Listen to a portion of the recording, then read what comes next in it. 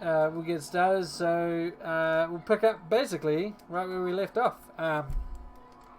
Is everyone on the map? It looks like someone's not on the map. Who's not on the map? I think I see us all. 1, 2, 3, 4. Yeah, we're all here. That's it. Cool. Okay. Yeah, if it's on green, it's just his saw. So with the bodies of the cultists, the bandits, and actually none of the kobolds really stuck around, did they? Oh no, there was heaps. You got heaps of them. Heaps of dead kobolds. You monsters. You bloody monsters. A lot of minions. Do you want to take a few moments with which to loot their bodies? Yeah, someone can do that while we're taking a short rest. Yeah, I think that's a good idea. Quick question for you guys. How well do you think we could pull off bandit disguise? Some of us better than others. Because I'm wondering if we're going to be traveling around the town a lot and doing these sort of like covert missions, maybe we should sort of try to dress ourselves up as the enemy. That's not a bad idea. So As long as they don't get too close and see that one of us is a robot and one of us is a dog. Well, I mean, surely they can't know everyone in this cult, right? They are all on first name basis. Shit. Okay, so the dog, like, we could probably just say is like one of like the are kobolds dragons or dogs? Dogs In are any monsters. case, we could say that, you know, we claimed the Warforge from the adventurers, killed them all, and then just, you know, took the Warforge because, I mean, you're just a dumb Warforged. I mean, not really, but, you know, they think you're a dumb Warforged. And then, you know, just said, oh, yeah, they're working for us now. And then the dog, maybe we could pass them off as a kobold. I was about to say, keep digging, you might hit water deep.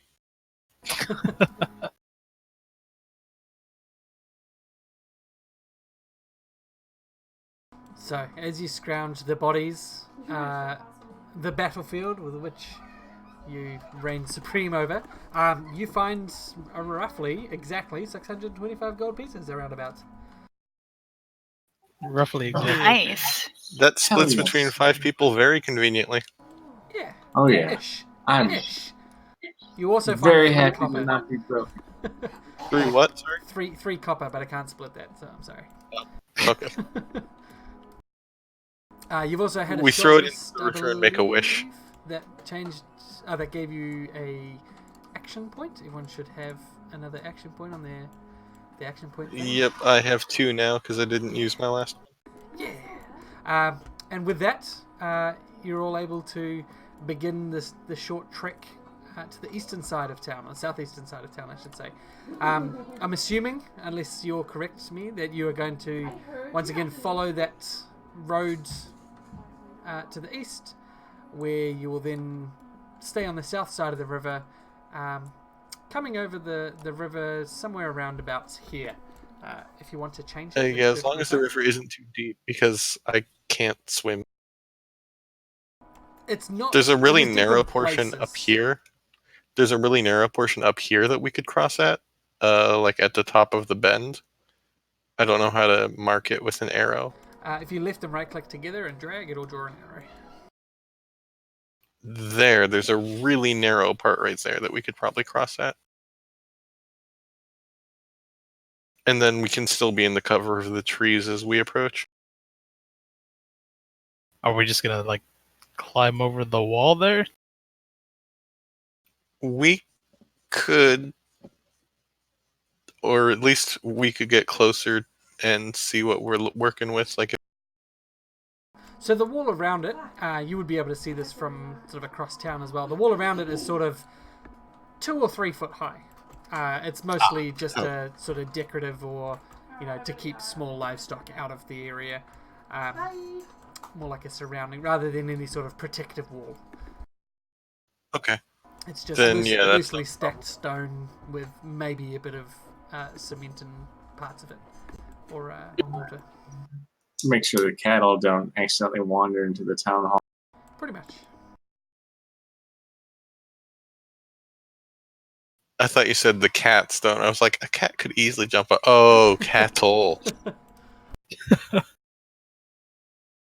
All right. So as you all get your tokens dragged over by an omniscient being, as you all approach the western side of the sanctuary, I should say.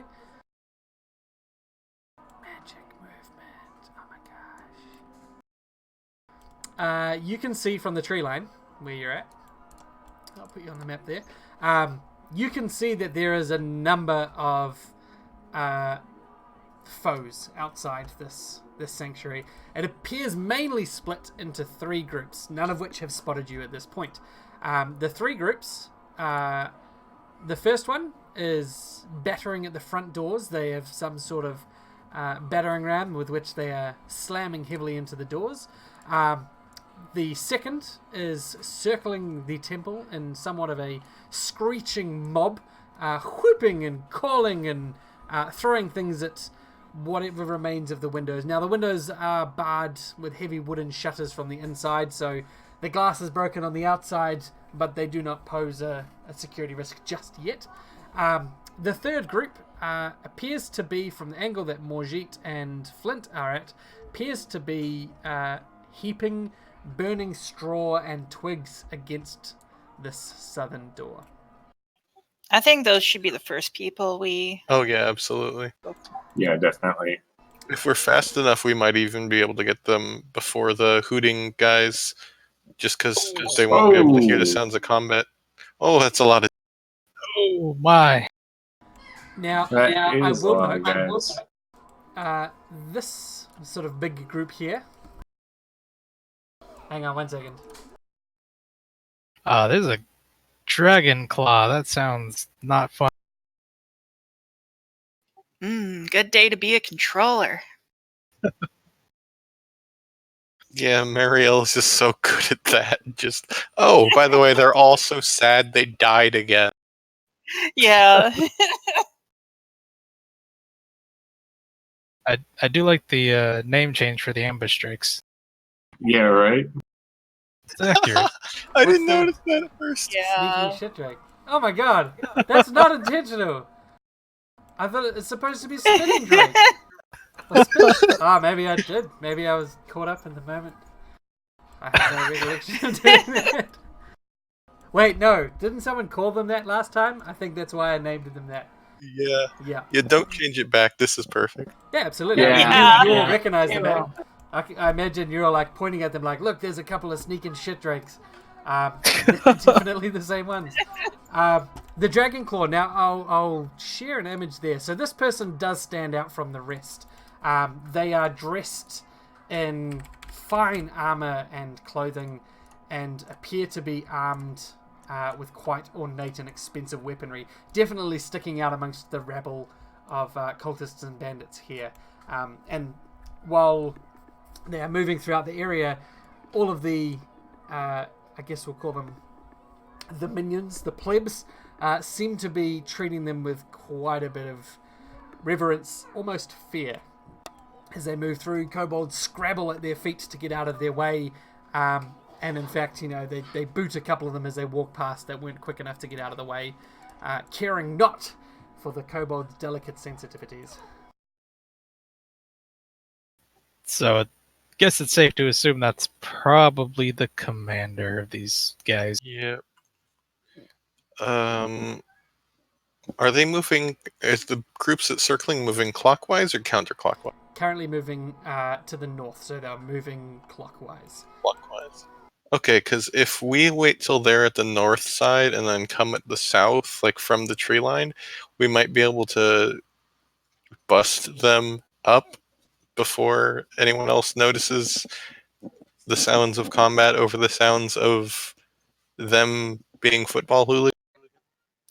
I don't want to hesitate because there's a lot of people's lives at stake here. And I think it's very time sensitive.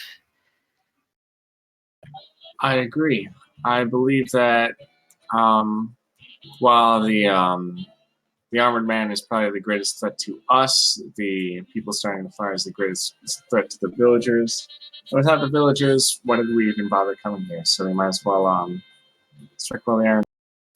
True, but we're also no use to the villagers if we're dead, and that is a lot of it.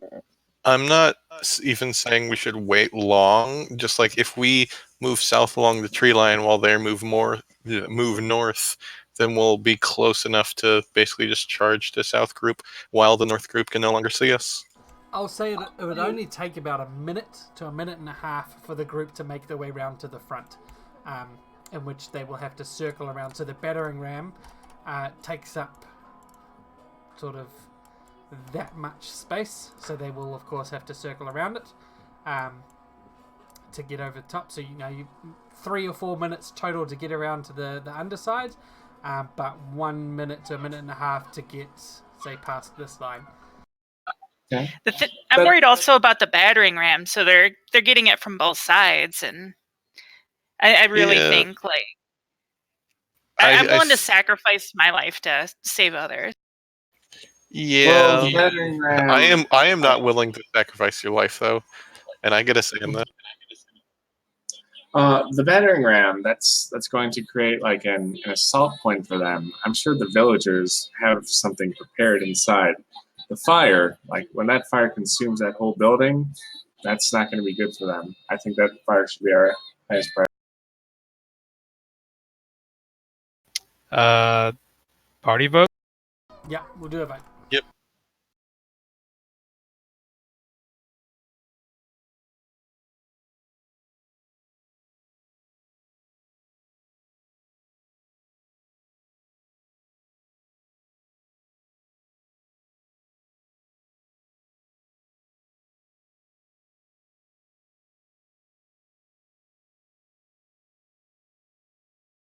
All right. So Hey. the majority is waiting for about a minute and a half for the big rebel to get to the north side, which I'll just do their movement now. Giving you an opportunity as they move up there, and the sounds of the battering ram and the whooping means that there's probably not going to be many paying attention to the south side of the door.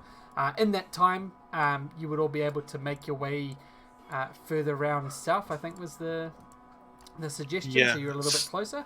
To like where the tree line almost meets the wall seems like the best. So somewhere. So what I'll do is I will make a square here that you can place yourself anywhere in. I'm assuming you're going to attack them, or you're not going to try diplomacy first. I don't think we have time for diplomacy now. Yeah, no diplomacy here. So what I'll do is I'll have you roll initiative, and I'll also have a group stealth. So everyone rolling stealth, and we'll see if you get surprised. Oh boy, I apologize in advance.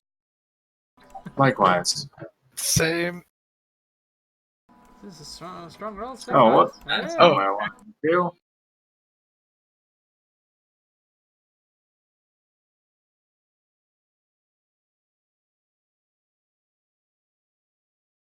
Hey, I did okay in stealth. My initiative's crap, but I did okay in stealth.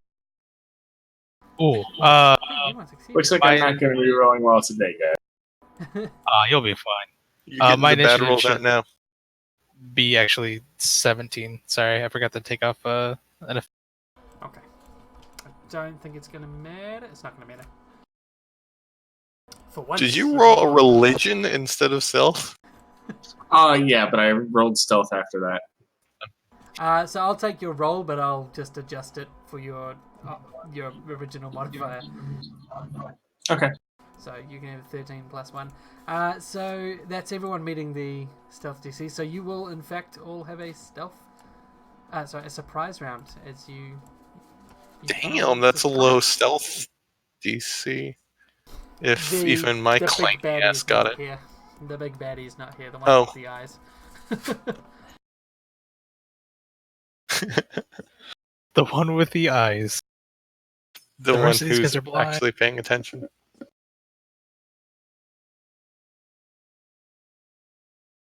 And I'm assuming the wall counts as difficult terrain, so it takes 2.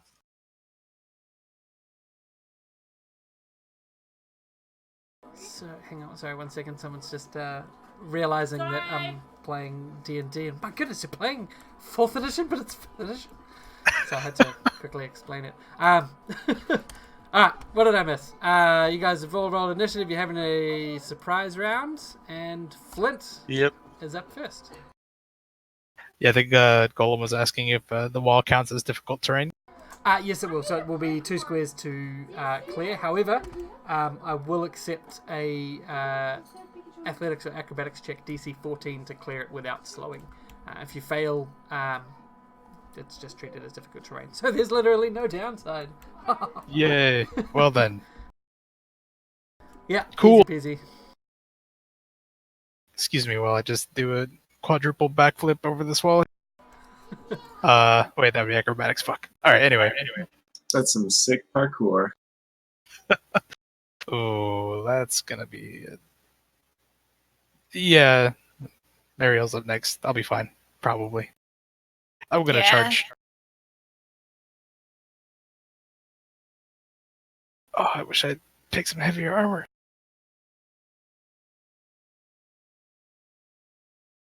Nice. Very nice. Yeah.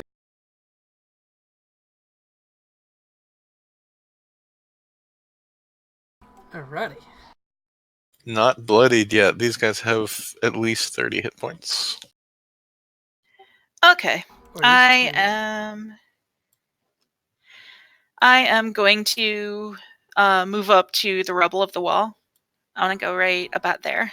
Remember, you only have 1 action for surprise round. Oh, yes.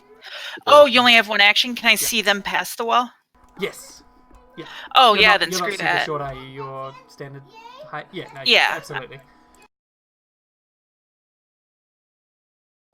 And I am going to try to burst into their minds and make them lose doubt in their cause. Alright. And let's see. Oh, surprise round. Do we get combat advantage? I don't think so. Okay. I'm happy to be corrected, but I don't think you get combat advantage for a surprise round. Oh, it doesn't look like you needed it. Jesus Christ. Yeah, no misses. Well, that's a crit. 2 crits. And they all hit, so I mean. Goodbye, all the minions. Yeah, rest in peace. Yeah, rest in So, peace. as your psychic ability pierces into their minds, the bandits look around both fearful and despondent as the kobolds simply throw themselves onto the flames. Nice. Good.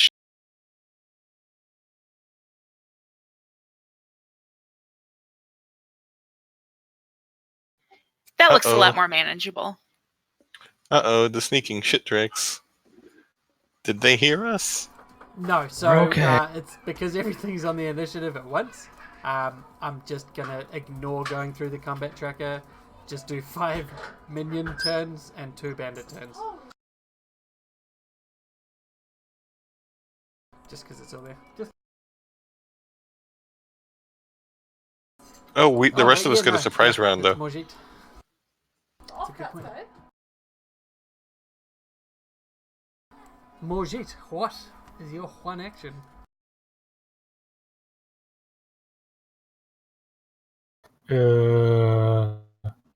If you can kill that leftmost minion, I can charge the regular dude.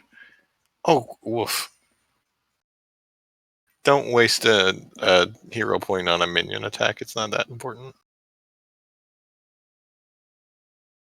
1 dead minion, though. Yeah.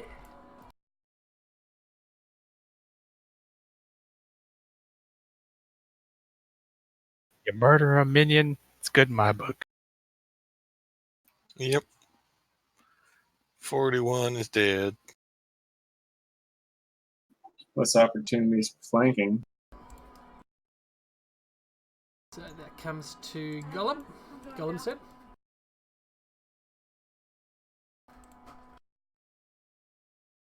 I can use an action point during a surprise round, right? I don't think you can, actually. Oh, that's a shame. Then I can't really do anything except clank my way closer. Prize round, limited action. Creatures can. Wait, I thought charge was speed +2. Wouldn't that let you make it across? At least to a minion? Oh, was it speed +2? I thought it was just speed. And I think like You're speed. thinking running? I think like speed +1 or speed +2 to make a charge. So just move at speed, but you get an attack +1. Running gives you 2 speed. Okay. But yeah, sorry, no action point on a surprise. Okay. Then yeah, I'll roll the athletics just because I'm good at athletics, but there's not much I can do. Okay. Everyone else is doing all this cool shit. Golem just clang, clang, clang, clang, clang. Give it a try. At least you get to hit things. All I get to do is play my harp. Nice, just hit the DC. Far out. You'd have to roll a 2 to fail that. Yep.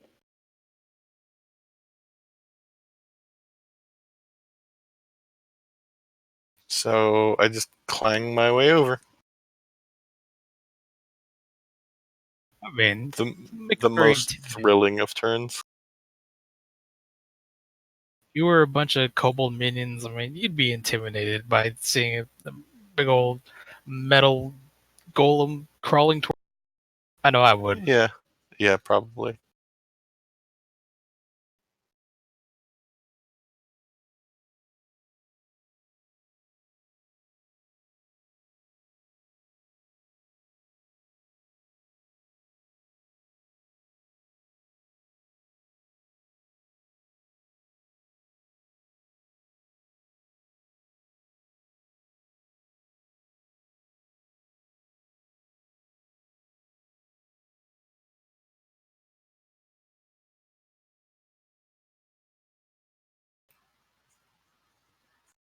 I apologize. I had to deal with my spawn.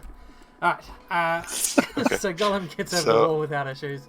Right, speed 5. Okay. And then the last person is Aurelius. All right, I'm going to bust out my harp and play a little bit of the Bony Boys for Common Bandit 20. All right, that's going to be a hit. All right, so he's going to take 5 damage. He's going to be pushed back. And Flint is going to be able to make a melee basic attack against Common Bandit 20. Nice. I'm also going to say, because you're pushing him, the door, they were lighting a fire there, so I'm going to treat that as dangerous terrain for him. So nice. Him into the fire there. Fantastic. Yeah.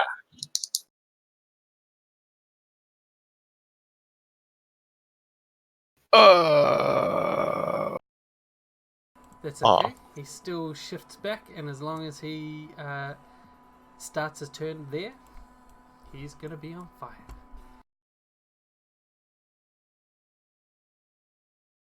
Okay, so now we come to the top of the round, I believe, and we're at Flint's turn. I'm gonna take the opportunity attack and move. Actually, no. If I move here, I won't, right? Because I'm not leaving the threatened. You will, because you are leaving a threatened square. Oh, but you can just shift. Yeah, you can just right. shift a square. I forgot about shifting. This is 4th edition. That's right. that I keep playing all the time and just never remember. Shut up. Shut your mouth. I never pay attention to rules. What are you talking about? All right. Mainly that. I'm talking about that. Cool. Not cool. And fuck it.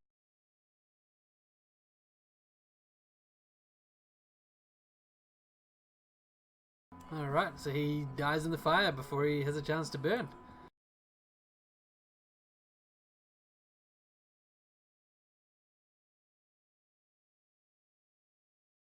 Muriel? Okay. I'm going to move up up there on the rubble. Yep. And I want to go ahead and try to give these kobolds over here a nice case of the sack. You like the anti-Aurelius. It's great.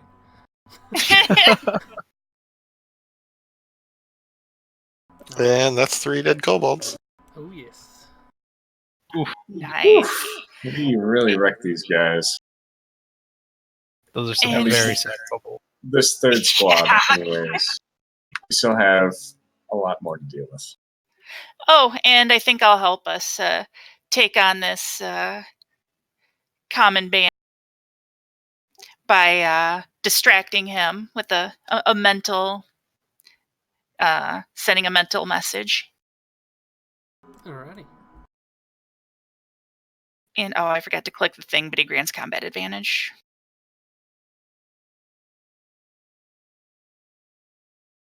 Oh, okay. Yeah, and that's my turn. Sweet.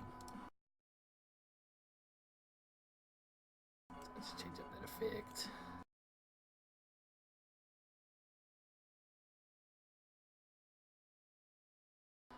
Okay.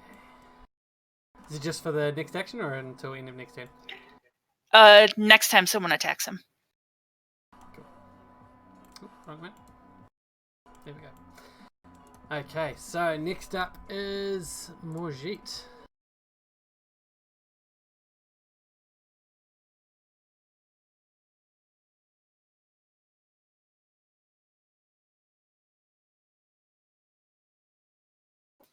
Rip.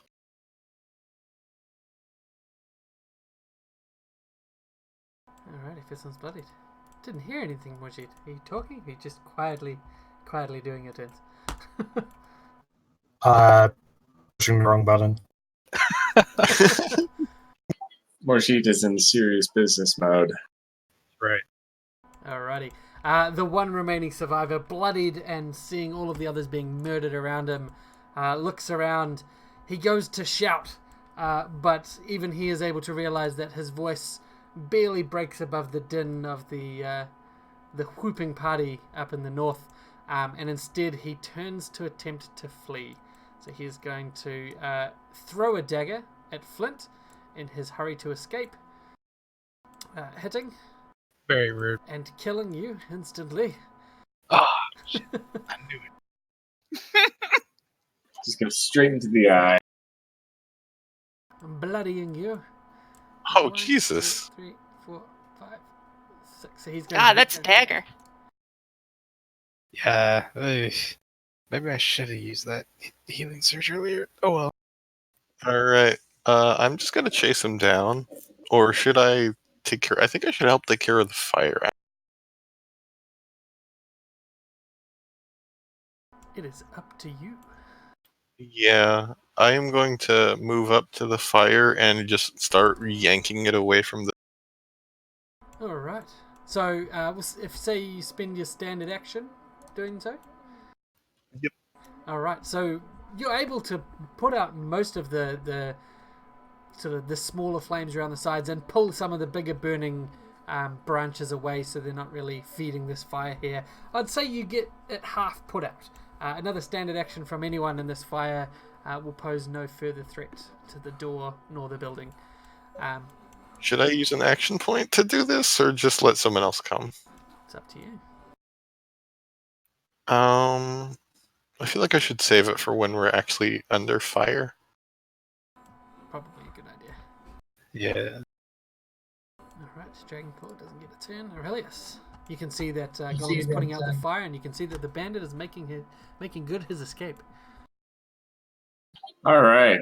Well, damn. What do I want to do? I'm going to move first things. I'm going to go right here. I'll roll that athletics. I'm probably going to fail it, but I might as well. Yeah, that's not going to cut it. So that's going to be the end of my movement. 1, 2, 3, 4, 5. All right. We're going to throw a majestic word over on Well, Flint, thank you you. also get 5 temporary hit points. And you can also teleport 1 square. Do you want to move there? Yeah, that's fine with me. Thank you. All right, and there you go. And then 1, 2, 3, 4, 5, 6, 7, 8, 9, 10, just barely in range. Awesome.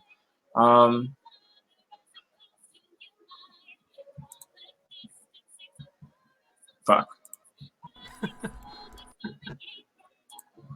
Fuck. Oh, I need to I'm use a sorry, ranged this is weapon, but pretty not a bugging minor me. action. Is The that only the thing Persona 5 soundtrack?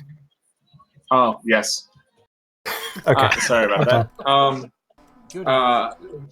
Yeah, I need to use a ranged weapon, but unfortunately I currently have my implement out. So the only thing that I could do is the push attack or my daily, which, yeah. Probably not worth it. Yeah. I guess I'll trade my standard action down to a minor and bust out my longbow. That'll be my turn. Okay, Flint, you're up.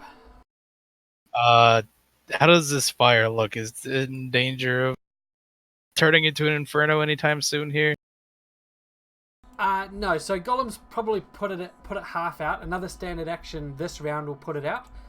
At least a minor action needs to be spent this turn before it regrows. Actually, no, that's bullshit. Standard action will put it out, and it won't be a threat. That's it. I mean, there's no one here, so even if it does burn down the door, like, it's just you guys. So I think you're all gonna like bust in and kill them all. I hope you're not all gonna bust in and kill them in. Well, Yeah. it's on the table.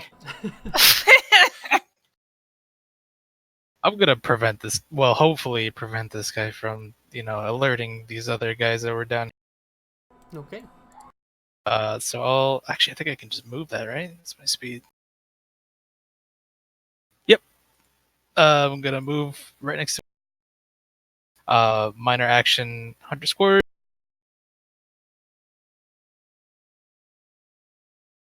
Sure, hope I did that right. Looks like it. All right, please die, bandit. Cool. Nope. Do you want to use a point? Absolutely not. Okie doke.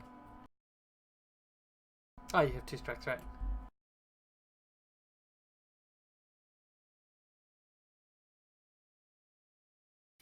Damn. Well, that's fine. Okay. Yeah, unless I ran, I don't think I could actually reach those kobolds. But I will make progress. I am going to go around the corner right here and total defense. Okay. Now the group up top has not noticed the fighting going on down here, so you are not at risk of them fighting unless you were to launch any spells or attacks their way. Okay. I wasn't planning on it yet. Cool. I need to close the gap a little bit more. So on my next turn, I'll probably start attacking them. Alrighty. We'll go straight through to Morgit then. Morgit.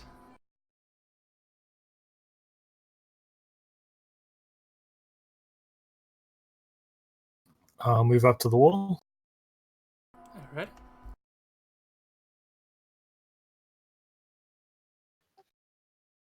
Nice.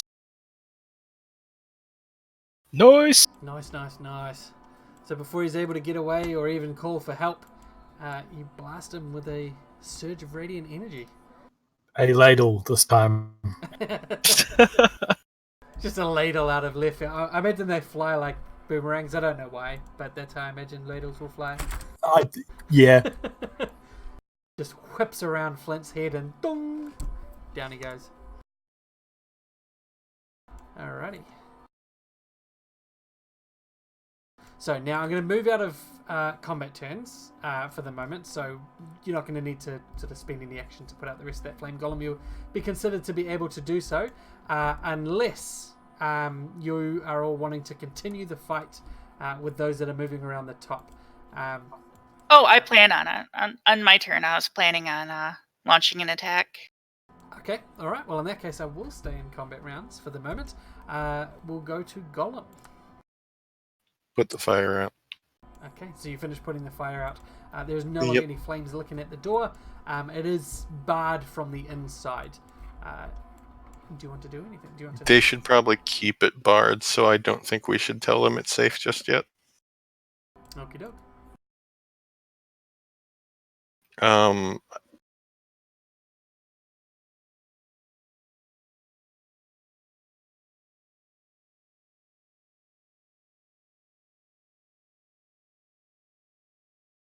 Okay, you hear someone call from the inside. Well, actually, you probably hear a handful of people calling from the inside, hysterically calling, "Please, you need to get us out of here! They'll be breaking through the front any minute now!" And you hear various voices screaming. That's a good idea. Do you think we should open the back door and sneak them out the back? Yes, then when they bust it open, yeah, I think that's a really good idea, Golem. So when they bust it open, they're just like greeted with an empty. Yeah, and it's just wood. We only really here to save the villagers, right?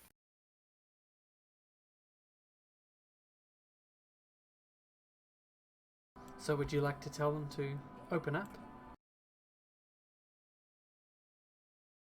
Now, I will require a successful DC 15 diplomacy check. Oh, that's not great. Oh no! That's not my best skill. You can do it.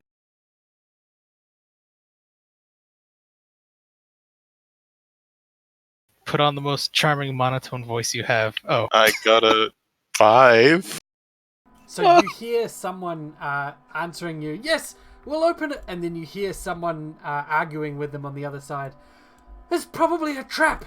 You're going to open the doors to them, let them in here to kill us, keep it barred. We have no way to know it's them." They don't seem convinced by your honest words.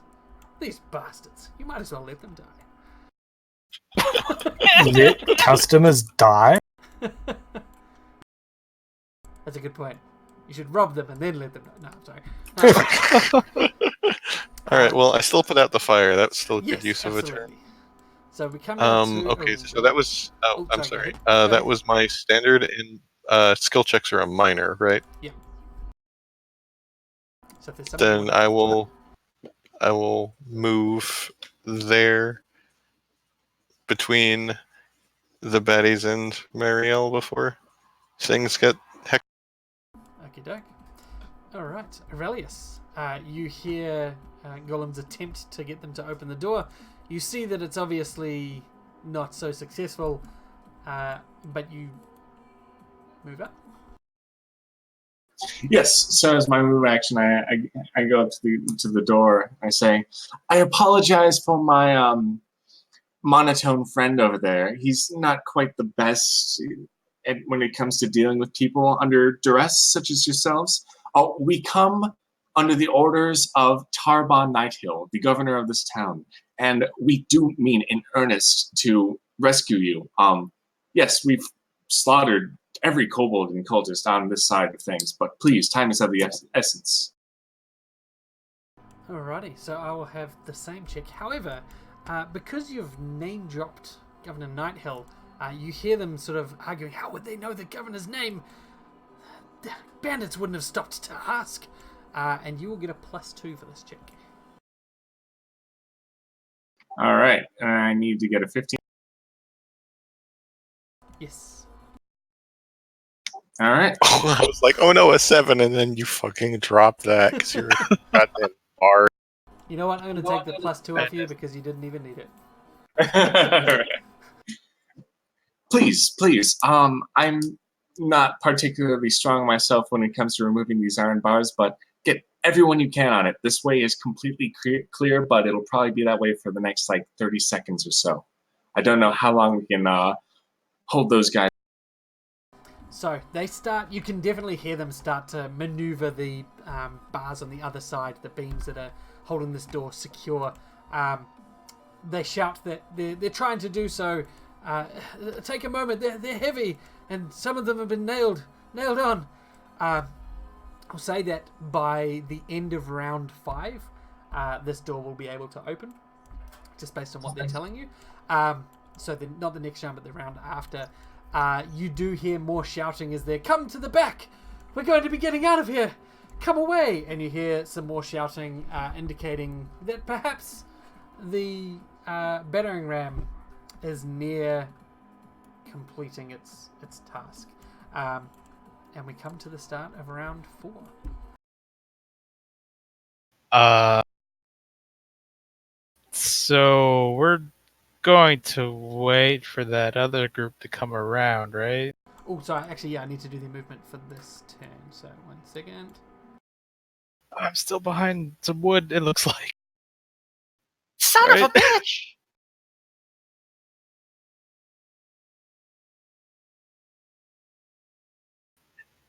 I'm sorry for reminding Spot. It's my fault. Hang on. Yeah, so they're all in the right spot now. This... Huh. We might have a bit of an issue.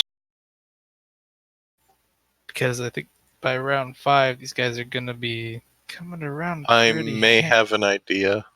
I can help open the door. Yeah, alright, I'm gonna move back here, just kinda keep it.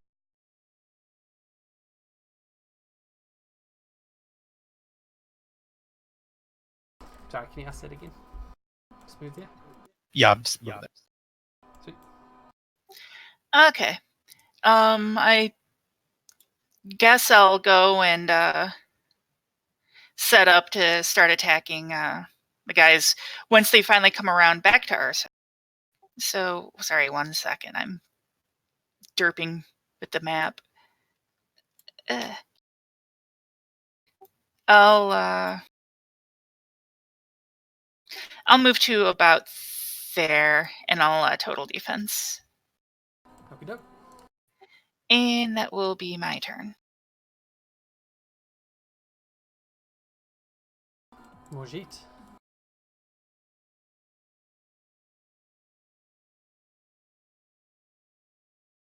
I'll climb over the wall. Alrighty.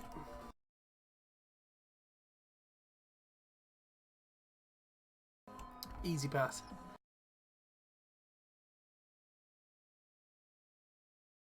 And hide round that corner.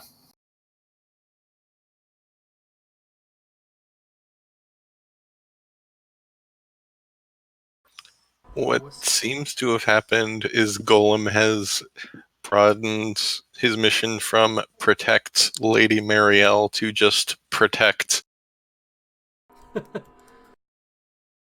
Protect. Can I roll like athletics or strength to help open the door faster?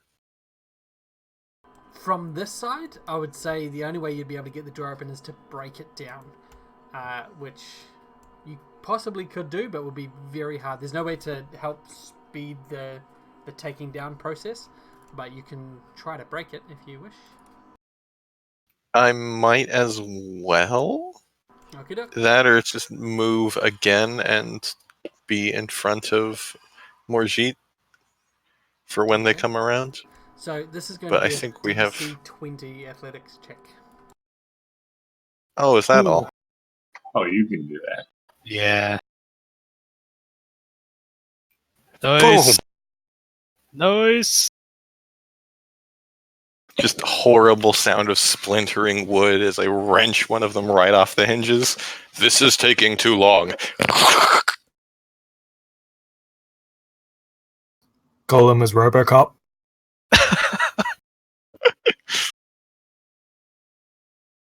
Your move, creep.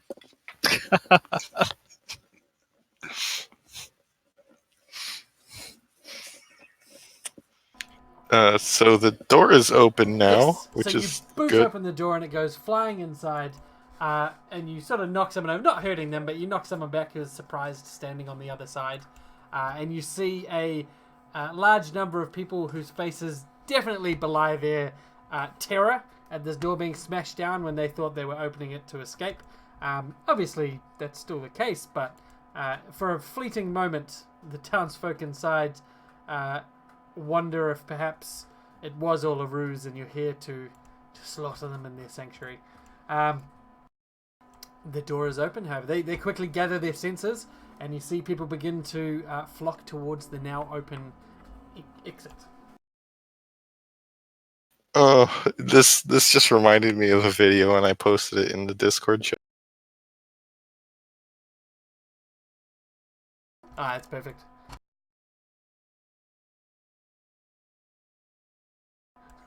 That's good.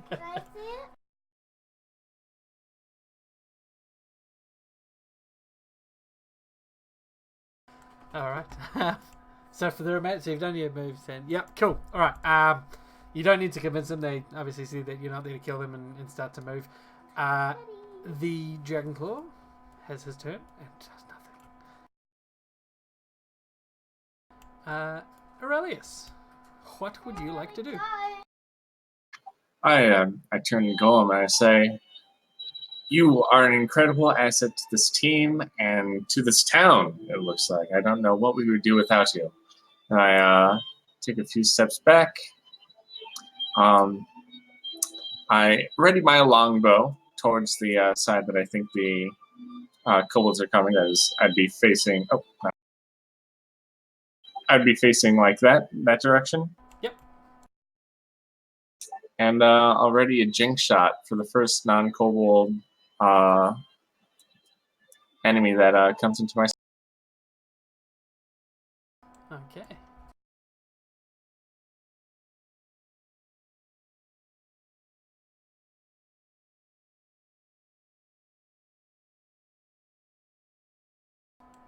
And Flint, you're up. I've forgotten how to say things OOC in this chat. Hold Alt.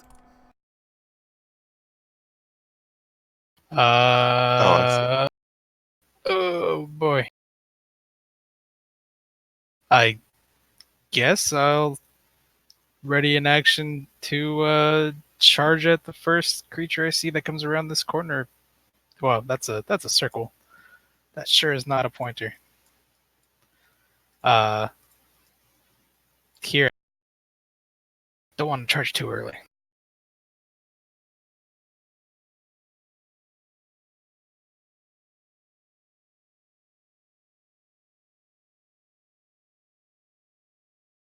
Yep, that'll be my turn. Okay, they haven't continued moving around yet.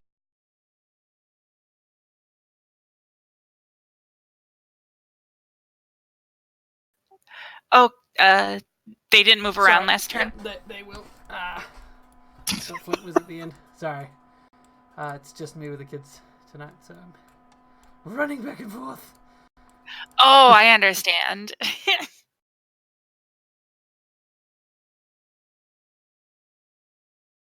Oh, First group awesome. there, and the second group.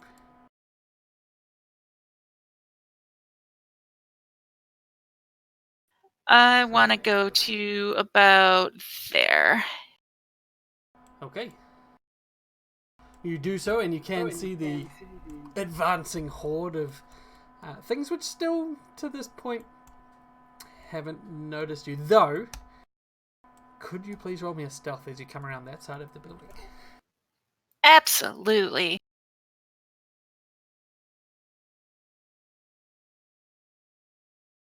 No. What? Wait, Not that was I a saw that 19. 19. I saw it 19. Yeah, I no, saw it you can have 19 too. I can use Fancy my. Gas is fudging the rules in the opposite direction.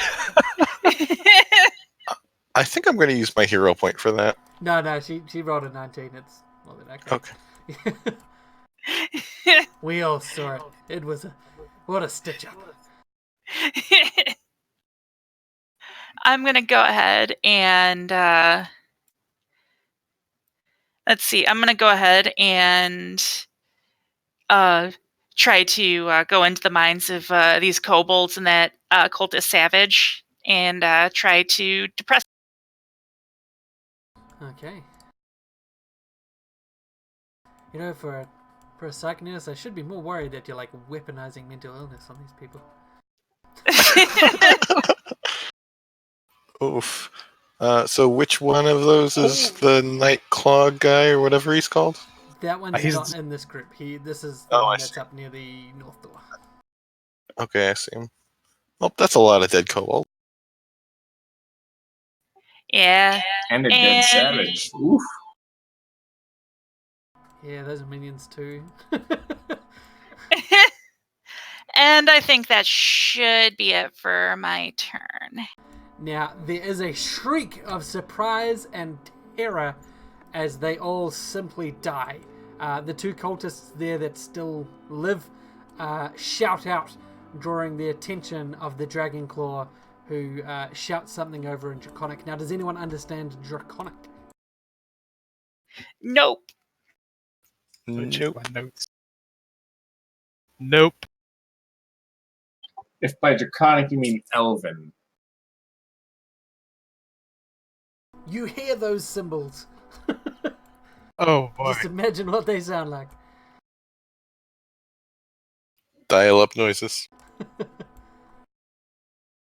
A really Is that long translated? record.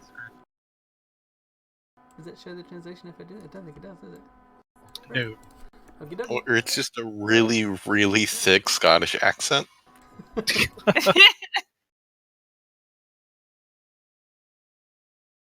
Alrighty. So yeah, no, they definitely now respond. The two sneaking shit drakes hiss and snarl and I was gonna say bear down, get down on their haunches and leap as you so love them. Now this one leaps 1, 2, 3, 4, 5, 6, and as he does so, you notice 1, 2, 3, 4, 5, 6 that both of them Just quibble, disappeared? just disappear. They quibble Oh. in the air, and you realize that these sneaking shit drakes are not the same drakes you fought before. Oh. No. Fuck. That's fantastic. The minions, under command from the Dragon Claw, turn their frowns upside down and begin to run towards you. 1, 2, 3, 4, 5, 6. I'm just going to do them all together because holy shit. Everyone's going to move up 6.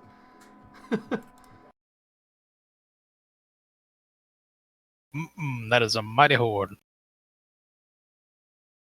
Well, it's a horde at least.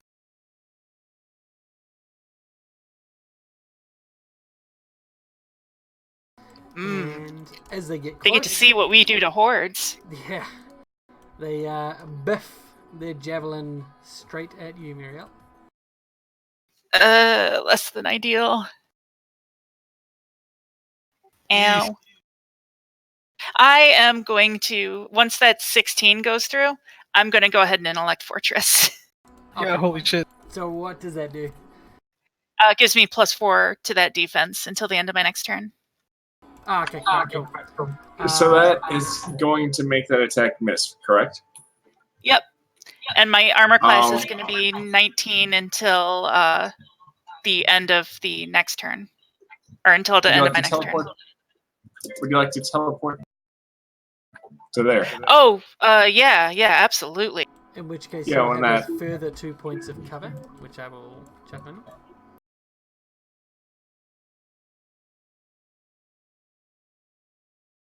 Well, actually, just apply to the attack rolls, I should say. So your AC is 19, the cover will automatically apply. So that'll miss.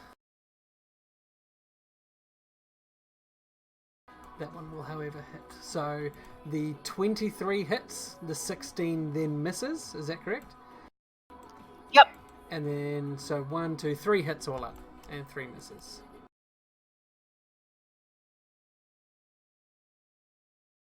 So you scurry back with your good friend Aurelius's teleportation magics behind the wall, and are able to dodge most of them. However, you do take a couple of javelins slashing at your legs as you duck around the corner. Well, teleport around the corner, I should say. So that's the minions, and then it is Morjit's turn. You can see the rain of sharpened spears and javelins being thrown around the corner. Now, why on earth would I go around?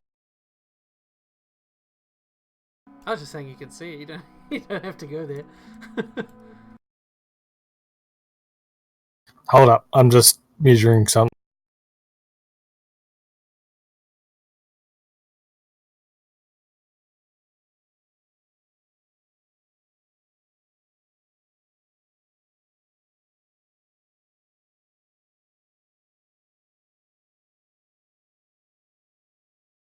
Yeah, put me there.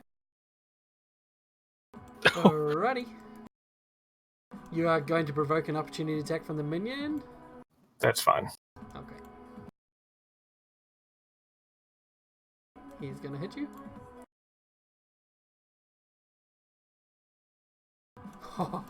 Oh dear. Before you roll the attack, I'm also going to add a target to that. Oh boy. And you don't get an accuracy penalty on that because it's an area attack, right? Correct.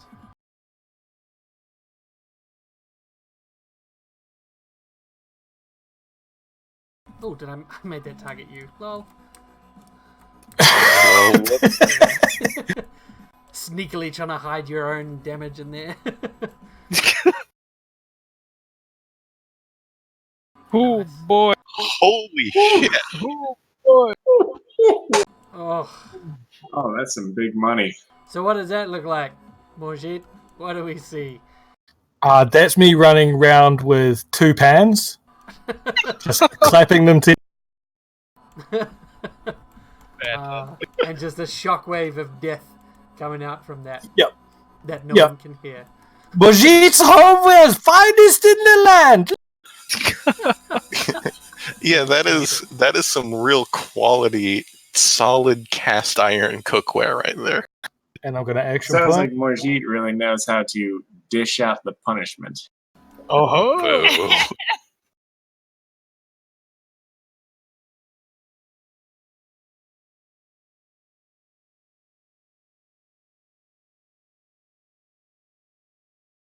I want to simultaneously reward and punish that pun.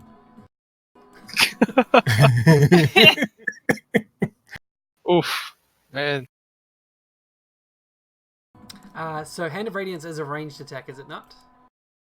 I wasn't in melee with anyone. That you can see.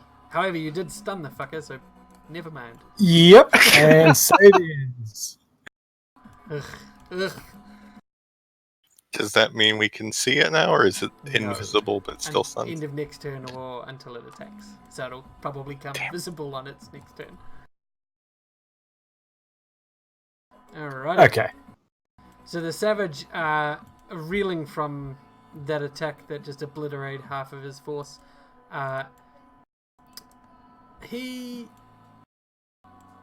leaps towards you, moving around something that you can't see. And he's going to attempt to dagger you. Morjit, no. And then this group. How do I always end up in these situations? Because you put yourself in them? Yeah, he literally just rammed into it. Yeah, you used a close blast 3 while, you're the only person up there. What could go wrong? It's the Zeitgeist giant all over again. Oh god, it is. Golem. The people are starting to slowly filter out around you. Okay, I'm gonna go here. And what is this? What kind of terrain are these logs that are to the northeast? If you want to move through these two squares, just difficult terrain. Any other squares free moving, and they provide just partial cover. Okay, so 2 of it there, and then 3 straight up, because I'm gonna charge that last kobold minion, I think. And end up... wait, sorry, 1 more to the right. Actually, I want to end up right next to Morjit. And then I can use my hang on. Where to go? Oh, yeah, here it is. My knockdown assault as the attack on a charge.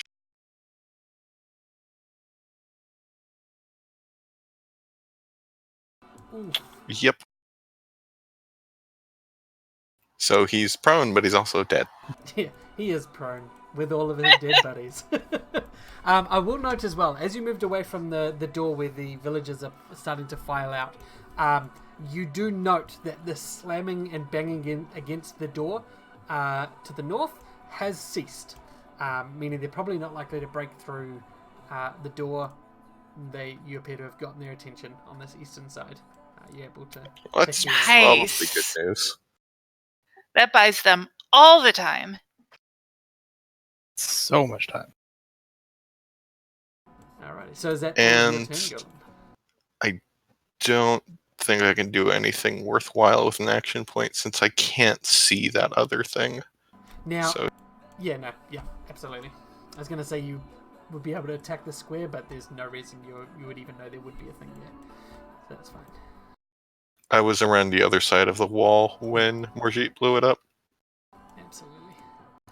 So walking around the side of the building, Morjeet and Golem, you get the first look at this Dragonclaw as he moves around. His ornate dagger now stowed away. He walks with a huge, heavy flail held in one hand, and he's sort of just chucking the spiked end up and down in the palm of his other hand. You wonder for a brief moment how he's not stabbing his hand. The secret is... He's wearing gloves. But he walks towards you with a confidence that makes you feel a little bit uneasy, perhaps. Even though he sees the mini dead laying in front of you. That is going to be his turn. Aurelius, you're up. All right. Let's see where I can move. I guess that's the furthest I can move. And I'm going to give Marielle a quick whisper. How are you feeling, Marielle? Are you in high spirits, or would you like a little bit of a pick? I wouldn't mind to pick me up, but I think I might survive. Okay. I'll trust your instinct on it, but I'll keep an eye on you just in case. I wouldn't want to upset Golem. I'm going to ready my bow and do a quick jinx shot at Cultist Savage 35, and before I do so, I'll let's see if it hits or not. Oh man, that's gonna be a miss. Whew, a little disappointing, Just but yeah, what else? Why not? Can I spend the healing surge before I spend my healing point? My hero point? Unfortunately, No? Okay. Damn. All right. Also, just remember, he is only a minion. That's true. That's true. Yeah, that'll be my turn. Okie doke. Flint, you are up. Actually, at the top of this round, I'm going to move those kobolds because they didn't actually have them. Oh, no, that's right. Carry on, Flint. All right. They weren't alerted by that point. I can move up to my speed and then charge, right? That's a thing I can do. Mm-hmm. So you can move like there, yeah. Man, you'd think after like You'd What think is after years. 3 or 4 years, 3 or yeah. 4 years. Ah, man. Rules are for suckers. I'm gonna charge.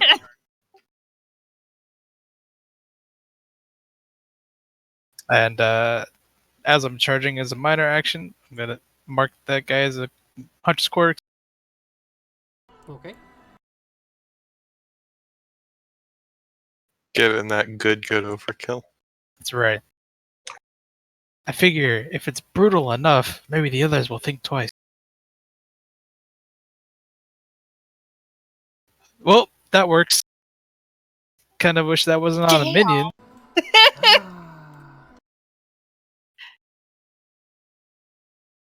He's very, very, very dead.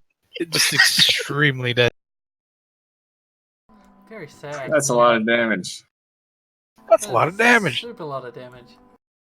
Yeah, well, that's about 22 points more than I need. Man.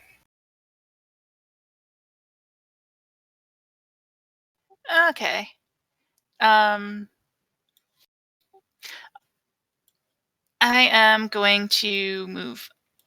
Let's see. Do I need to move up? Yeah, I'll move up a bit. I'll go to there where I drew to. Okay. Where did Flint end up? I should have been right next to where that guy was. Right there. Or, yeah, because he was in the square right above that. Yeah. Sorry. It's okay. And I can't We see. almost. Oh, sorry. Oh, I was gonna say the shit drakes haven't become visible again, have they?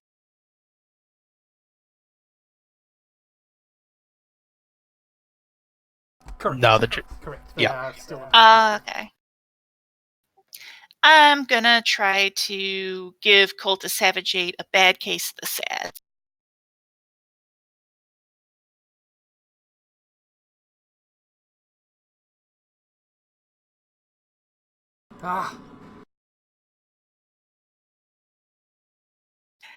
And that'll be it for me. Okay.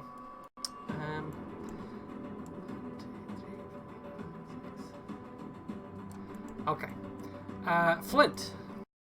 Yes, hello. Hello. You notice Hello? something trying to bite into your neck.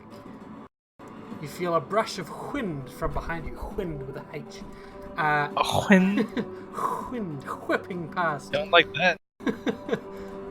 And as this creature sort of shimmers back into your visual range, you see it has, and feel it has, its teeth deeply sunk into your neck.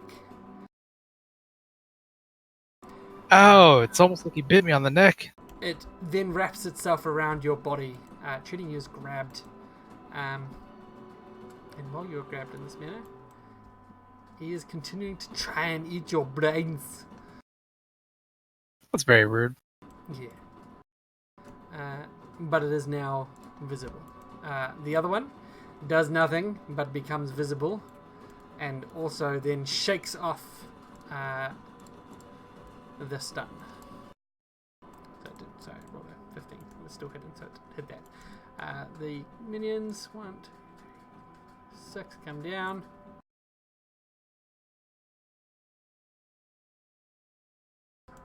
Ahead of their master. Scampering ahead of you. And they chuck their javelins right at your faces. What's their range? Yeah, 10, it seems. So, a javelin to each of you. And 2 to Golem. Oh, jeez. Good rolls. Yes. Okay, 1 each. Flint, Yes. do you want to slide one square? Yeah.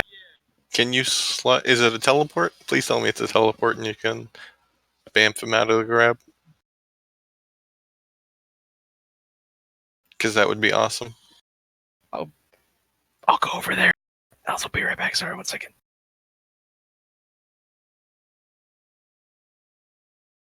Okay. They do their javelins. And there's more turn.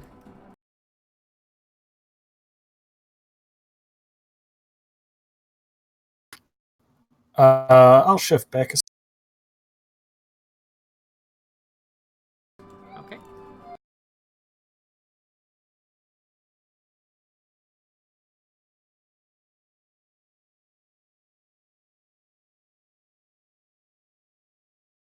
Oh. Alright. All the minions.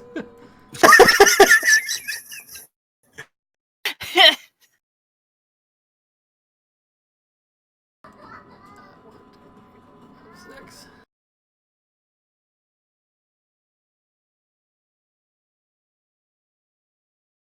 And they actually have one dagger. Oh, hang on, I have Cragchild. Back in a minute.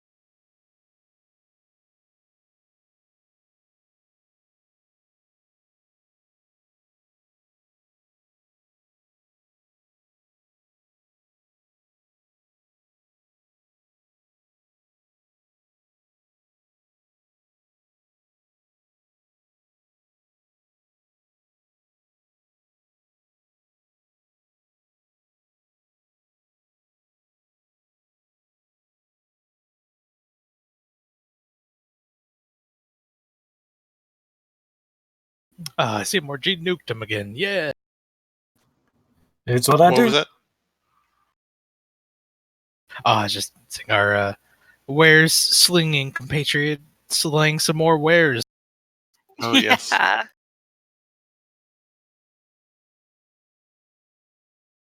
At this rate, we're going to go through his entire inventory.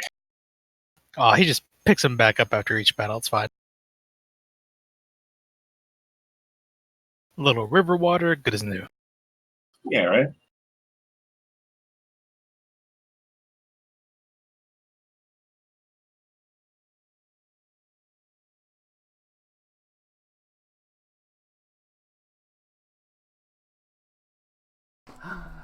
Kids. Alright, I'm back. Welcome back. So if they move there, they're then going to charge. This one to here. This one to here. A hit each. A curse on both your houses. Ow. That's rude. No, okay, alright. Go. I have an important question. Go for it. If I knock a sneaking shit drake prone, does that break its grab? No, prone won't. Okay, then I'm gonna have to do this the painful way. I'm I gonna can. Oh, sorry. Oh, can you get Flint out of that grab? Yeah, I can get him out of the grab on my turn. Okay. Pretend we said that in character then. Not to worry, Golem. I have him covered. Excellent. All right. Let me look at my powers. All right, I'm gonna try to hit the shit drake right next to me with an encounter power. Then, one I don't think I've used.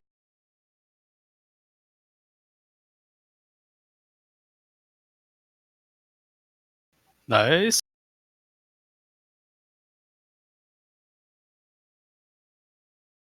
Nice, bloodied him. Oh, as he's bloodied, he is going. No, he's not. Never mind. He's not the one biting the other guy. Ugh. Alright, and also slowed and cannot shift until I think it's end of my next turn. It might be start of my next turn.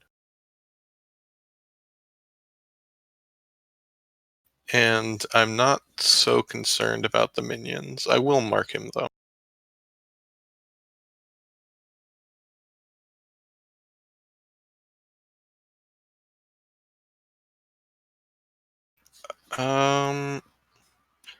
It might be funny if I just use my action point to just hit him again. If you want to do it, you have got 2 of them.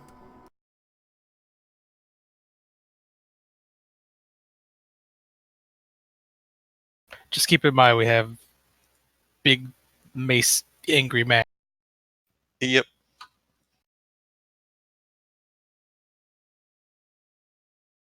I will use one of my 2 action points.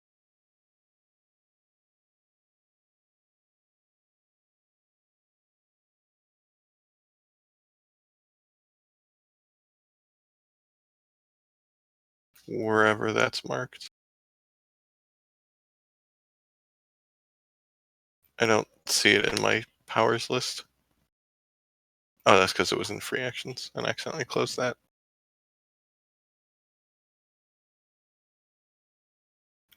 Yeah, and then I'll use my regular cool grabbing attack.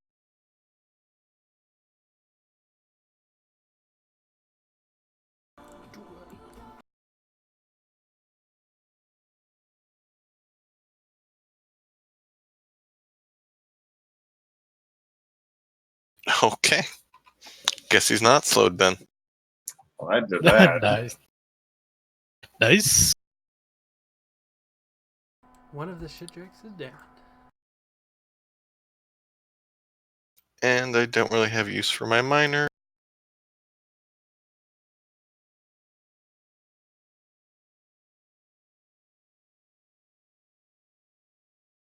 So as the dragon claw begins to move close to you, steps down. He's shouting. First in Draconic, you don't understand, but then he breaks into the common tongue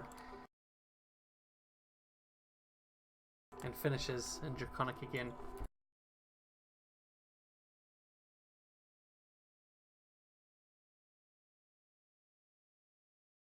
As soon as I can press the button.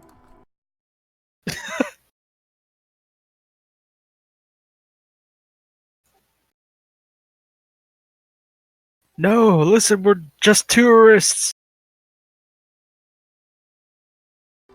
As he gets This is near, just a bad sale. as he gets close enough, he begins to break into a trot, and then he breaks into a full-fledged run as he charges towards Golem. Oh, that saves me from having to take an opportunity attack when I charge him. It sure does. Yeah, what's he going to hit you with? Probably the flail, I'd say.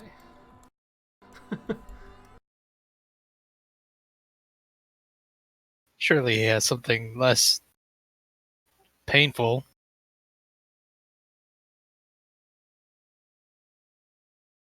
No, it's the flail. Just read what they do. So, as he goes, he swings his flail, and it rakes the air in front of him, hitting both Morjit and Holy Golem. Christ. Can he not? It whips out. He whips it out. Come on! I'm glad he could not. Morjit, It like wraps around Golem's arm. I dare. As it Morjit, wraps would you like to around, move? however, it does. Untargeted you both. That's fine. Is that plus 12? Jesus fuck. that should be Does halved, deal, right? Yeah, it does deal half damage to both of you. Okay. You see it is But 9 3d6 plus 12 on a hit. Oh my good lord, I hope that's at least a recharge power. Yeah, it is. Morjit, I believe that attack missed you. Also, Golem, would either of you like to slide a square? I'm actually fine where I am because without that, like, Lady Muriel is directly behind me. Get me out of here!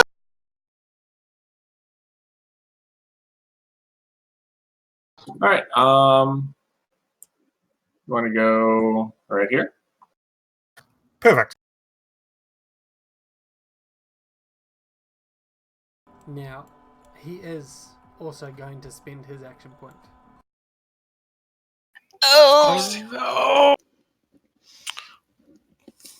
And he is going to rear back No. with his heavy flail. No. And bring it crashing down towards Golem. Hitting. Oh, come on!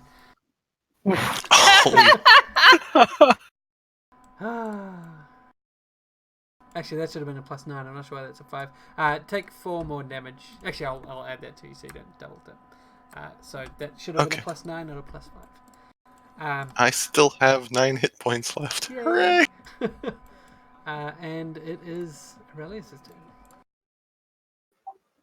How are you feeling, Golem? Ow. So we have a quite a conundrum right here going on. Golem, I trust you. You are a very strong individual. I know that you can endure this. So I'm going to move right about here. Actually, no, I don't want to cluster up. I'm going to move right about here.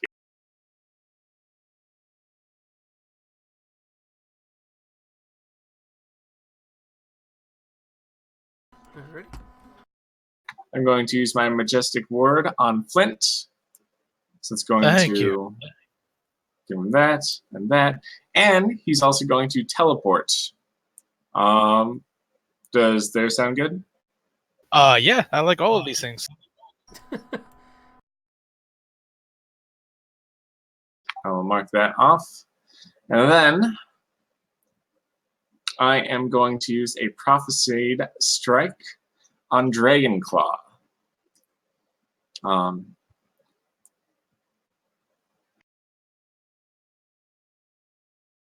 right, so I'm going to ready my bow and arrow, and then as I loose it, I shout into the fields. Go, huh, time for a bit of a rough and tumble. And it's going to do that much damage. And the next attack against Dragonclaw, it's going to be roll twice, take whichever result you want. Oh, yeah. Oh, that's beautiful. Nice. Very good. Alright, is that the end of your turn? That's going to be the end of my turn. Yes. If I was teleported, am I still grabbed? No. I'll Yay. break that. So does that mean you get, what, Yeah. THP back? 3 and 2. Yep. So I've returned your hit points. Much obliged. Oh yeah, it's my turn. That's right. Okay, there you go. Sure would like to help with that Dragonclaw, but probably should get rid of this little asshole.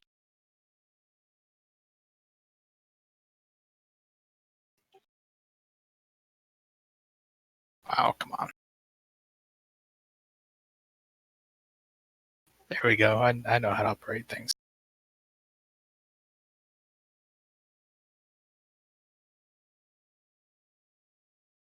Oh.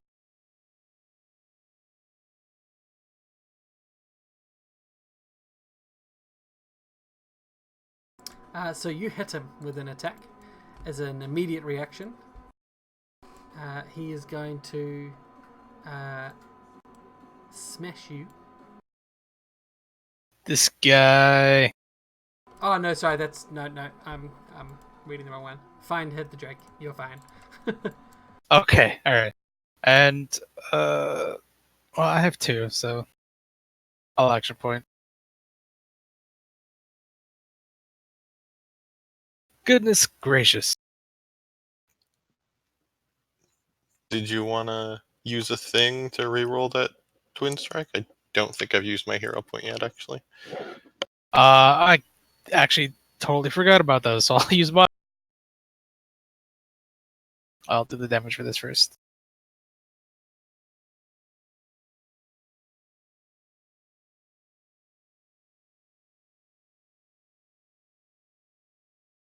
Alright. Nice. Flint's famous blender. That's right. Slap chop. That'll be my turn.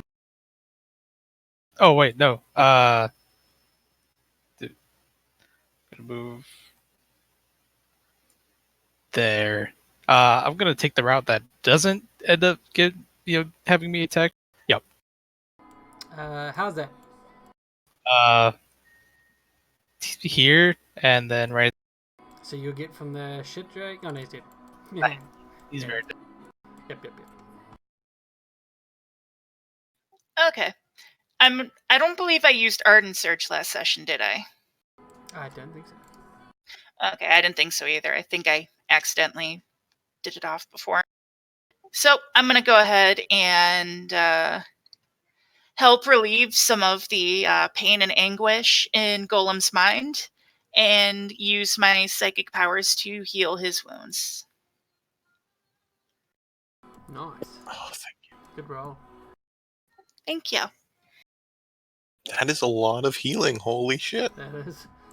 Yeah, mostly due to Golem's healing surge, total, or whatever you call Yeah, 9. But you also rolled 6, so. it. Yeah. I am going to go ahead and put my hand in the shape of, it's slowly closing until it, comes to a grasp around, thin air in the form of a fist. And, I get my second roll because of the one thing. Yep. Nice. Yeah. And so he's immobilized. And oh, is this a amazing and also complicated power. Oh yeah, I think I am then. understand. So when you throw them around. Yeah. Exactly. I'm going to minor action to throw him into Cultist Savage 7.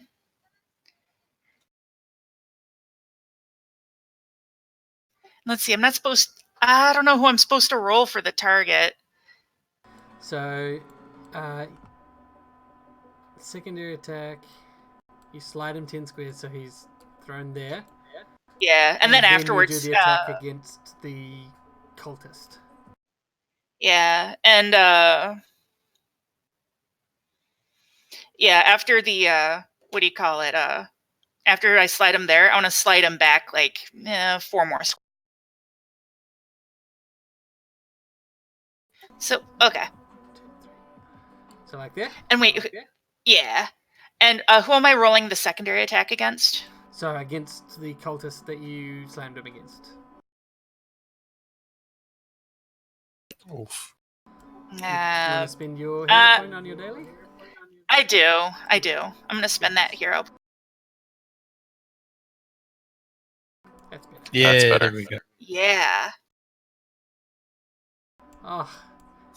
And I think half of that goes to Dragonclaw as well. Yes. So you can right click on the 16 and hit the half and then just drag it onto the Dragonclaw. Okay, right click on the 16. Nice There. And he should be prone now too. Okay.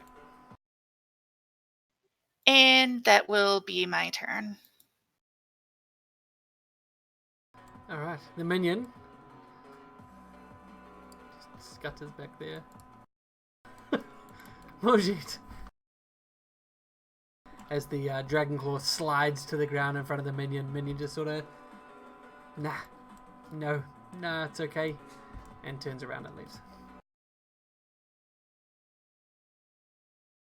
Just checking my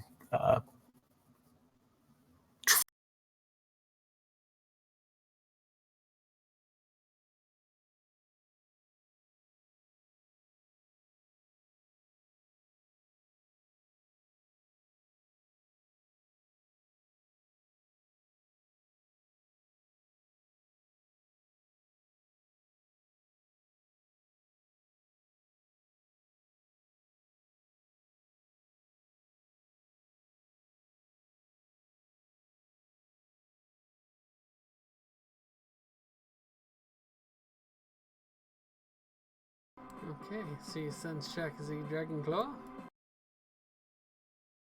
Just froze.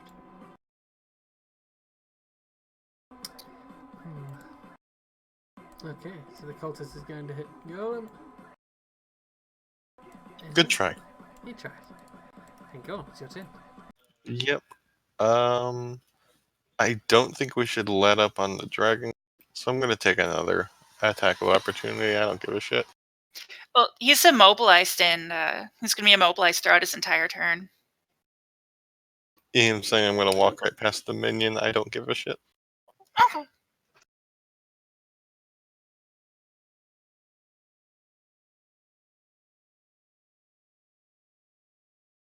He does get to try to hit me for 4 damage. Yes, he does. Very scary.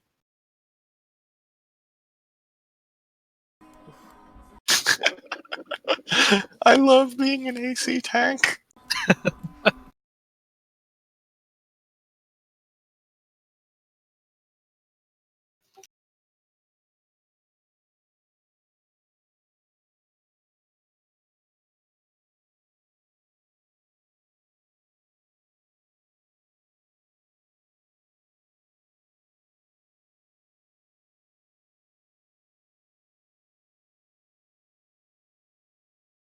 Is there any other thing? Golem? Oh, there we go.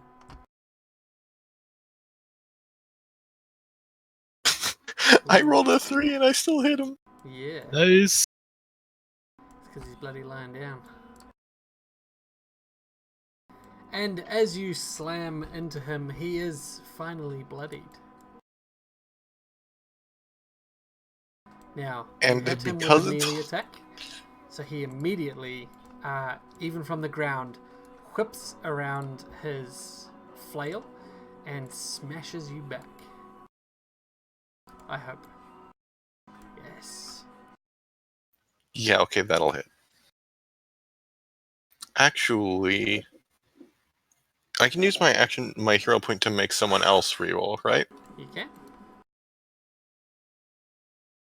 Okie doke. Ooh, it'll do it.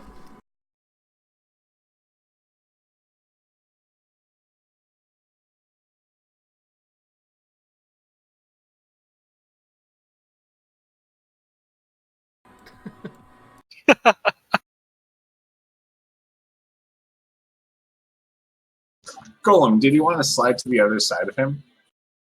I think I'm okay right where I am. I'm actually going to use my other action.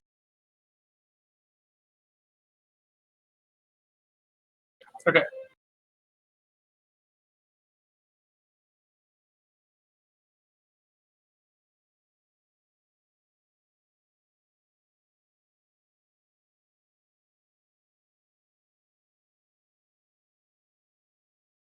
Prone, grabbed, and immobilized. Is that your turn? Yeah, so I'm just sitting on his chest, wailing away at him. Okie doke. I almost feel bad for him, but not really. His turn. Now he can stand. And he can't move. So instead, when he was bloodied, he recharged his flail. So he's going to try and sweep that towards you. And he is going to hit. Come on with the ones! But he does connect with his flail, sweeping it out in front of him, only smashing into your side. There, Golem. Yep, I still got my hold on him.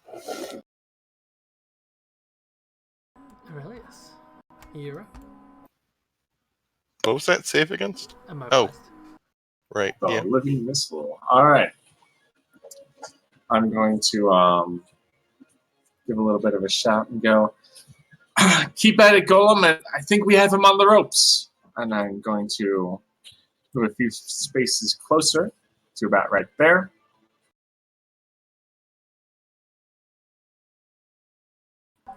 I'm going to shoot a Jinx shot at Dragonclaw. Okay. So it's going to do that much Nice. damage. And the next attack, Dragon Claw misses. Is going to turn them prone. Minor action. I am going to switch out my bow to my harp, and I'm going to give a little bit of a stirring shout to everyone on the field.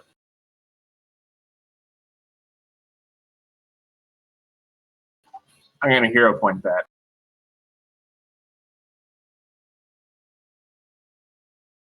Nice.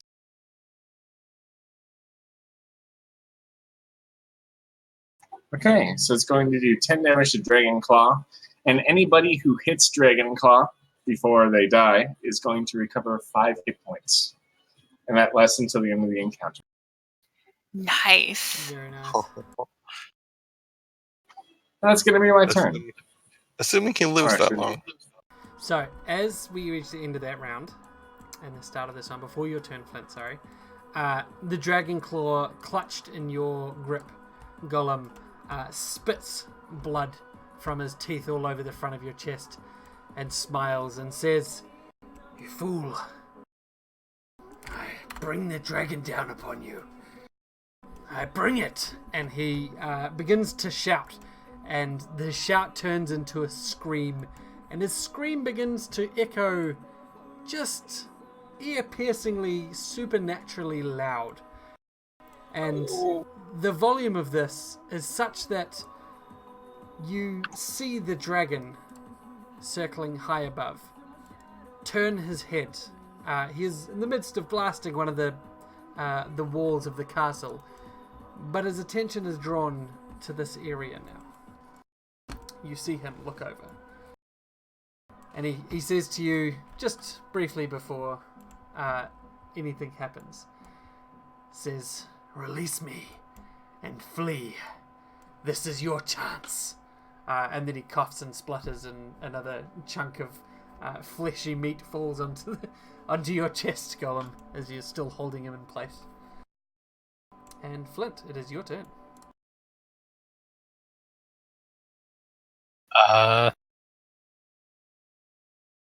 Should I just clean up this savage over here? Might not be a bad idea. Yeah, I'll just take care of that guy. Well, if I hit him. Because Lord knows I just can't hit things.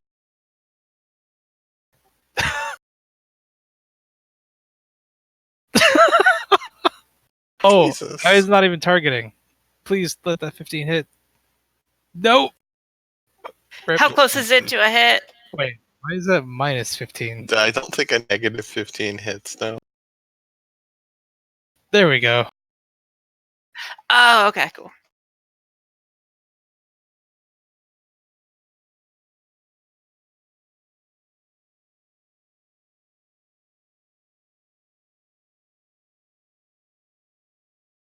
Alright, so Alright. he's definitely dead.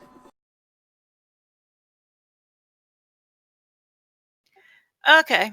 I'm going to go ahead and I'm going to try to, while I'm telekinetically controlling him, I'm also going to try to, what do you call it? Cause his muscles to seize up. Alright.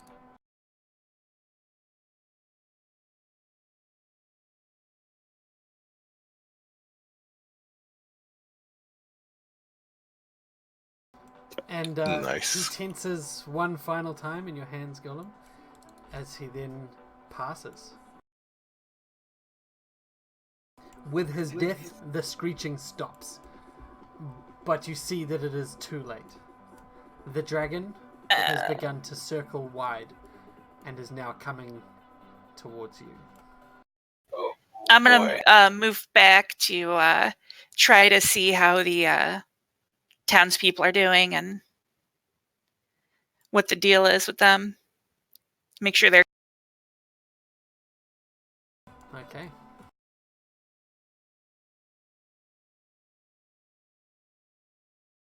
So you head back, and you can see that they are pouring out in the chaos of your fighting. they're moving out the back, and people are already filtering into the forests. From that angle, you can see this dragon. Does it look like they're gonna be able to make it to, back to the castle fine, or are we gonna have to escort them the whole way? They'll probably be able to find their way there rather. It's just whether you want to show them the way to the old tunnel, or if you want to make sure they don't run into any issues.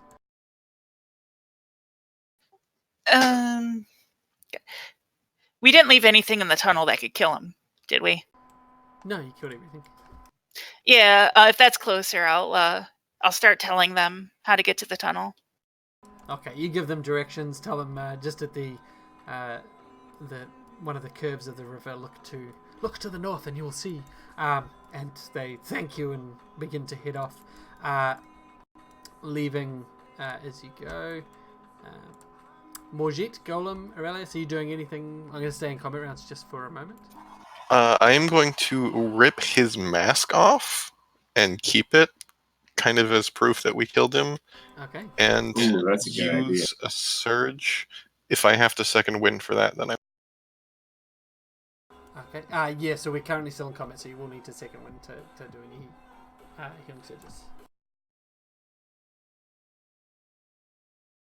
Yeah, And then I will actually also. Sorry, can I rewind that? I wanted to do that. I should have done that in a different order. Is there a way to undo the second wind? Yeah. You can just do the other thing you wanted to do first. What was the? Because if I do Warforged Resolve first, then I also get 4 regular hit points back too. Nice. Right. Oh, so it's not in a short rest at the moment, Morjit. So you only use a healing surge. It's only your second wind.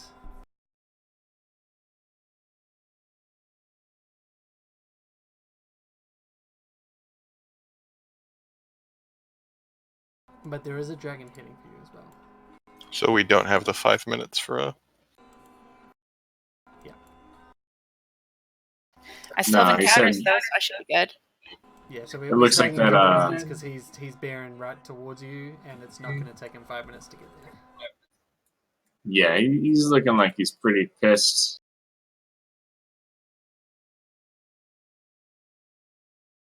Should probably make a break for somewhere that's not here.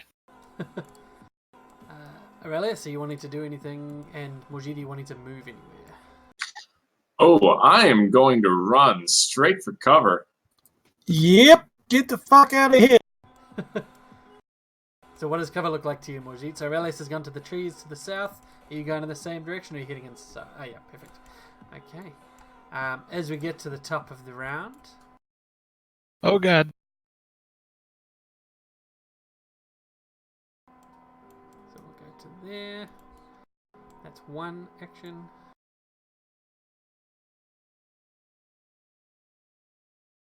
That's the other. So he soars high above. As he does, what's his range on this? I don't like the sound of that. 26. Okay. Oh, he might just be out of range. Unfortunately, Muriel is within range, and Muriel is amongst the villagers.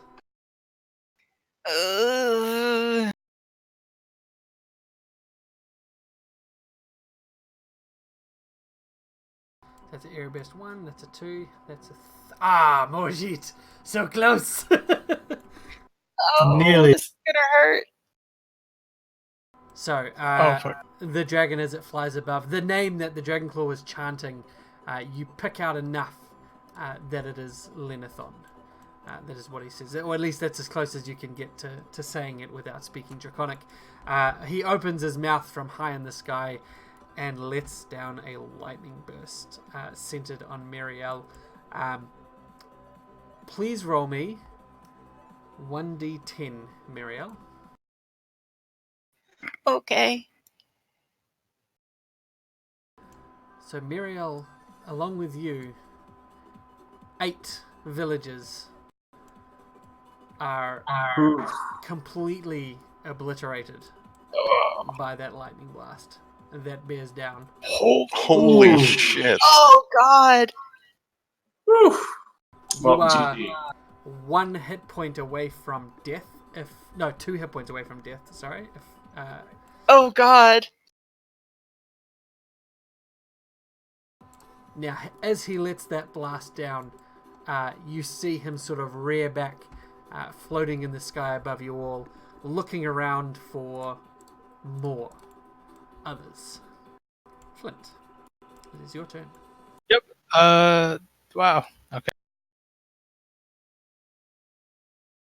Let's see. Running is +2, right? Correct. I'm gonna go here. From here. Oh, fuck.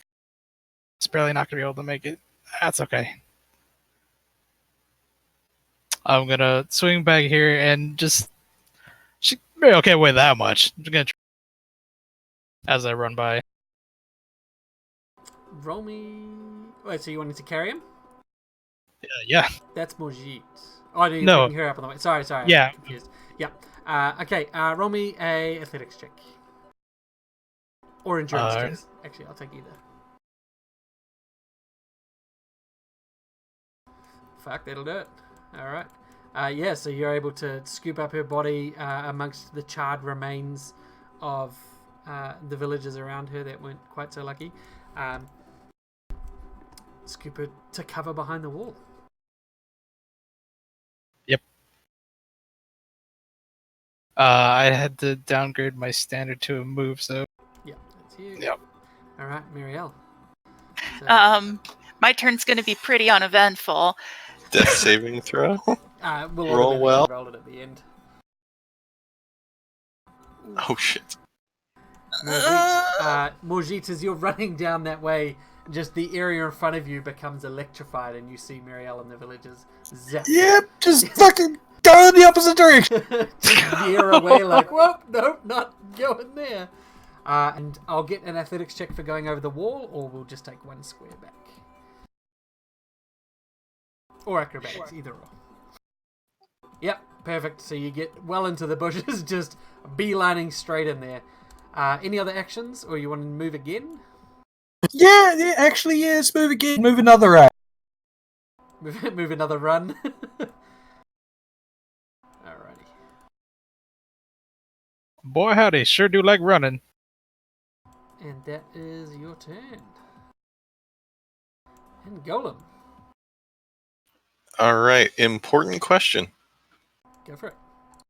Can I tell where the dragon is looking now? He seems to be scanning that area. Right, okay. Because if he has a chance to spot Flint and Marielle, I have a plan, but if he doesn't, then I really want to hide. So, I mean, he's high up, so I'd say he would be able to see them. However, he has just zapped her, so it's whether he feels the need to kill those that he's already blapped. Or if he'll find more juicy targets. Like villagers. Because I have a really good way to get his attention, but I don't know if I should do it. I will leave that call firmly in your hands. Let me look at the initiative. I will note, as a GM, so this is the GM speaking to you, this is an adult blue dragon with all that entails. As you can probably tell by his rolls as well. Yeah, no, there's no chance in hell for me to actually fight this, but if I need to attract its attention for 1 round so they can get away better, then that's something I'm willing to do in character. Alright. But do keep in mind your contributions and how we would miss your contributions if you died to this thing. Yep, okay. I have kind of a plan. Okay, let's hear it. I want to move about here-ish, and you can ready standard actions for Correct. certain. I'm going to ready an action to raise Dragonclaw's mask and yell if I see the dragon start to pay attention to where Flint and Marielle Alright, are. I'm with you. Sort of like a, hey, fucko, look at your friend's face. Yep. Hey, fucko, look at your friend's face. I'm obviously ad-libbing. I don't think Gollum would talk like that. Aurelius, what would you like to do this turn? All right, I'm going to pretty much beeline for the forest line. I'm going to shout. Well, yeah. I'm going to shout to Gollum. We're like, this is not the time for heroics. We need you alive. And I'm going to beeline for the forest. All right, I'll get athletics or acrobatics to clear your wall. Otherwise, you are fine.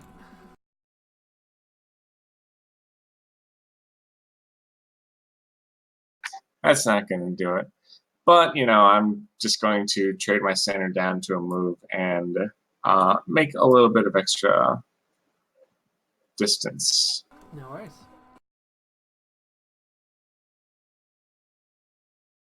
Okie doke. So the dragon, on its turn, swoops down low above the sanctuary before he comes to rest upon the top. His large clawed feet pushing slate tiles off, some of which drop at your feet, Gollum, as he lets out a roar which makes the air nearby crackle with static. Okay. Maybe I should have run after.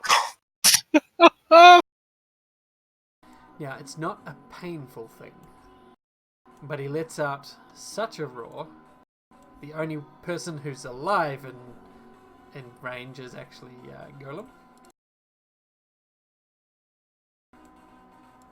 And you are stunned, frozen in place, with the frightful presence of this dragon standing above you.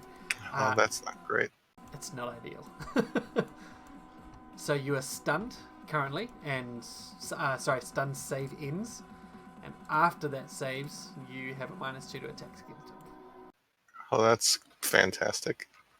As he lets out a roar, he begins to utter some draconic words, which then sort of begin to change into common. You don't quite catch what he says in draconic, but in common you're able to glean enough that he says,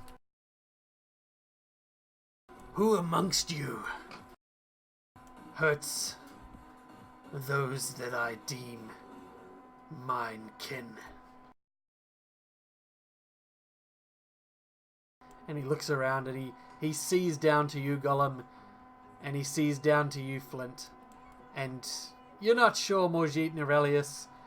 His eyes pass over the two of you, and if you're looking back towards him, you'd lock eyes and swear for a moment he can see you, but you're not positive. He does not attack anyone. He merely waits for a response. Now, I'm going to go out of combat rounds here for you all to respond and do stuff.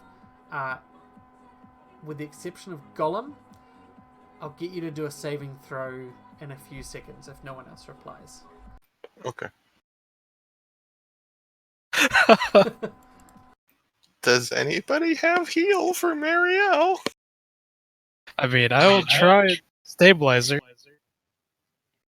Does anyone respond to the dragon? I'm kind of stunned in place, Yeah. so I can't really do much. I respond. Excuse me, brave and mighty and fearsome beast, but I was the one who had slain your unworthy servant. You, puny meatbag. And he flaps his wings and lifts into the air, coming to rest on the wall in front of you, which pretty much crumbles under his weight as he looks down, as his head extending out towards you. He makes a big show of looking you up and down. How? Your servant was a coward. Your servant wished to betray you. I was the one who used his horrid intellect against him. I turned his minions against them. They thrust themselves upon their spears. And he was the one who was not even able to lift a finger against me. The mere power of words, the mere power of your words, were his undoing. You speak of power like you see yourself a mighty warrior. And he takes another step close, and he sort of puts his front legs, his clawed front legs on either side of you, and brings his face down close, and you can almost feel all the hairs on your body, if you have any, I don't know if you do, standing on end as he gets close, and you can see the electricity sparking between his teeth. And he says, "What is your name, mighty warrior?" My name is Carlton Lassiter. Roll me a deception check. Is there a deception? Wait, no, what's it called? Bluff. I apologize. Oh, does anybody have a hero point left for that 5? 18's not too bad. Let's see what his insight does. Dragon, though. Do Does anybody have a hero you point want left? to re-roll before I roll his insight? Oh, please re-roll that 5. I mean, yeah, I'm going to spend a healing surge to reroll it. Okay, let's do it.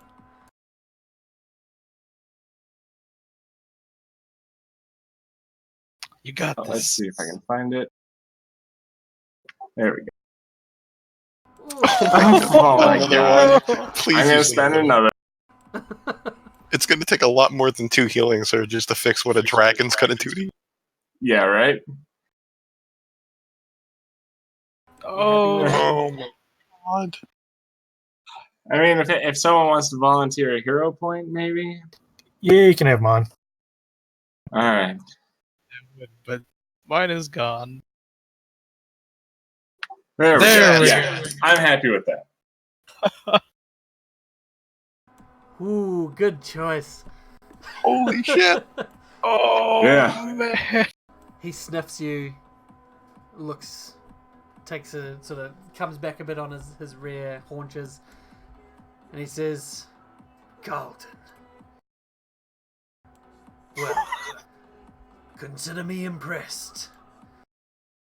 And he sort of steps back again. I am honored. Oh, go ahead. I am honored by the mere mention of your praise. I was expecting you to be disgusted by my actions, but your impression is so... I have no... He snorts, and you could swear if there was ever a dragon sort of sniggering, this is what it would sound like. As he says, "I am easily impressed, Carlton. If you truly wish to have me speak of your praises, I, Lenathan, the king, well, don't tell anyone I said that, the bravest blue dragon in all of, what did you say this town was called? Greenest, sire. In all of Greenest. If you would have me sing of your praises, you would fight our champion, and you would see him dead." Oh, fight. That is a magnanimous offer. I just have one question. What is such a powerful and magnificent being such as yourself doing in such a backwater place like this? He comes down close and he says, "We're not supposed to talk about it. The first rule of the dragon cult is you don't talk." Sorry, no. Don't talk about the dragon. Oh, damn. He says, "This town, under the rule of the corrupt and idiotic Nighthill, holds riches the townsfolk would never know of. It is us that liberate these riches for our own purposes." And he sort of moves his foot around, and you can see somewhere he's had secreted a small gold coin, small to a dragon. It's probably dinner plate sized, and he's sort of deftly flicking it amongst his talons backwards and forwards like a poker chip on a poker table player man. Yeah. He says, "Riches never go amiss. So, what of it? You, our champion, fight to the death? Surely someone as brave and powerful as you claim to be. Surely." Sorry, he waits. I keep sounding like I'm going to carry on. I'm not. I wish I had only a fraction of the bravery and power that you have, but I do have to say, if you're talking about riches, I have an uncle who works for the guards for Baldur's Gate. He complains daily, weekly, every single time he writes me about how understaffed and how poor the guards are. He talked once about doppelgangers infiltrating the merchant guilds and some other weird nonsense like that. What are you doing in a town like Greenest? You could take Baldur's Gate. You could take the riches of Neverwinter. He sort of snorts, and a bolt of electricity scorches the ground in front of you, and he says, "I do not dabble in the cities of men.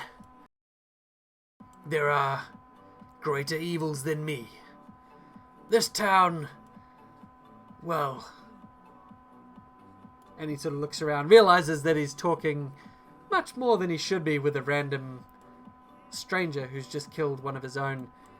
And he says, "Look, you will fight the champion, or we will raise this castle. You have 1 hour. Be outside the keep, or perish." And he sort of lifts up, and the gust of his wings pushes back at you, and he sort of hovers a moment in front of you. You have a chance to respond if you wish. I will return to you on the hour. And then when he leaves, I piss myself. 1 hour, brave Carlton. And he takes off and launches back towards the town. Oh boy, there, Alicia. Oh boy. Oh, I'm gonna stabilize Muriel in the meantime. I'm going to rush over to Thank Golem you. to make sure that he's doing okay. Alrighty.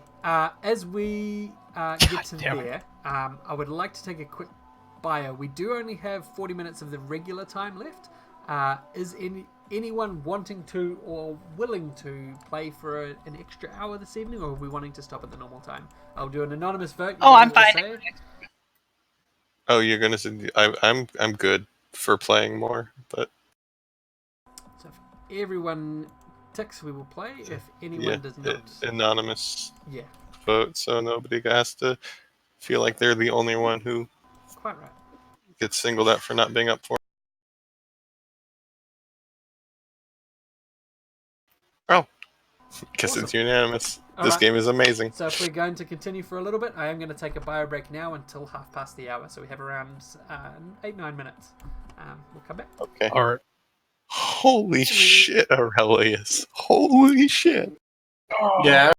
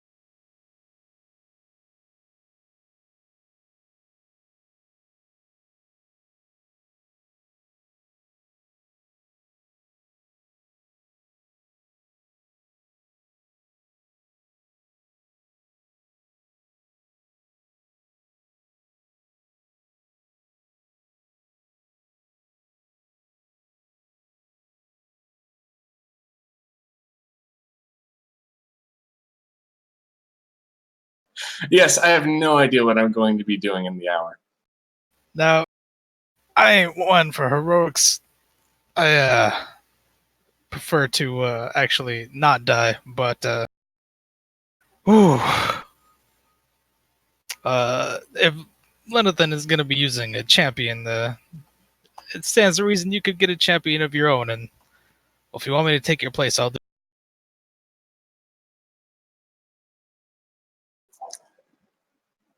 Yeah, I think that might be a good call. Or maybe we might say, hey, I mean, this is a battle of commanding, of commanders. If I'm going to show you how well I can be as a leader, I must lead myself. But yeah, that's a bridge that we'll cross in Once we 59 are minutes. inside the keep again. Once Lady Muriel is safe, and once we are inside. At least we'll get an hour's rest. Oh yeah, yeah. At least we'll get a short rest out of it. I'll be right back. Okay, same. Yep, same.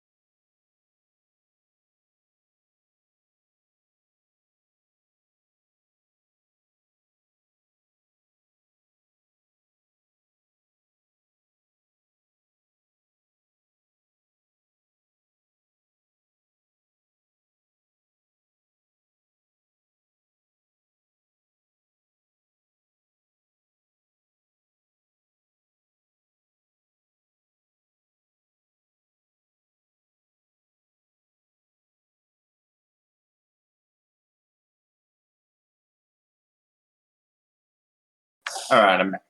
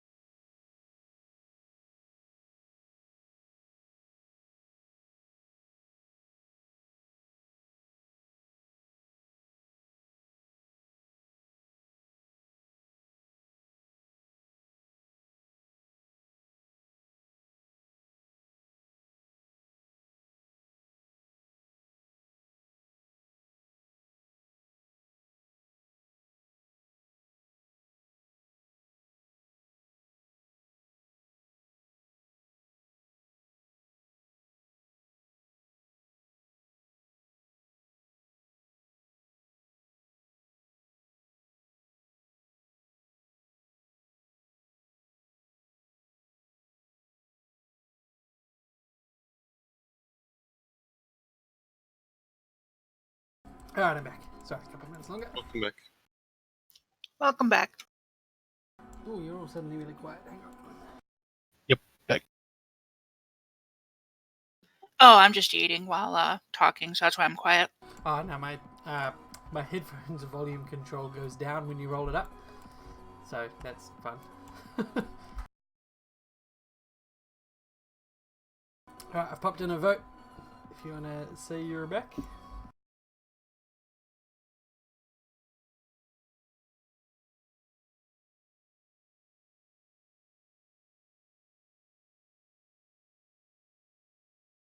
Oh god, it was like mildly cold, and I put on a fire this evening, and now I'm dying. But it's not even cold. Like,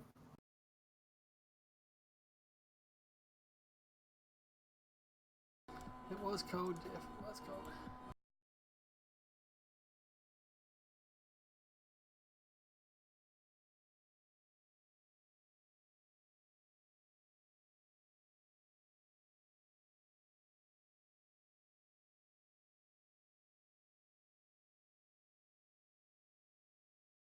Just one more person.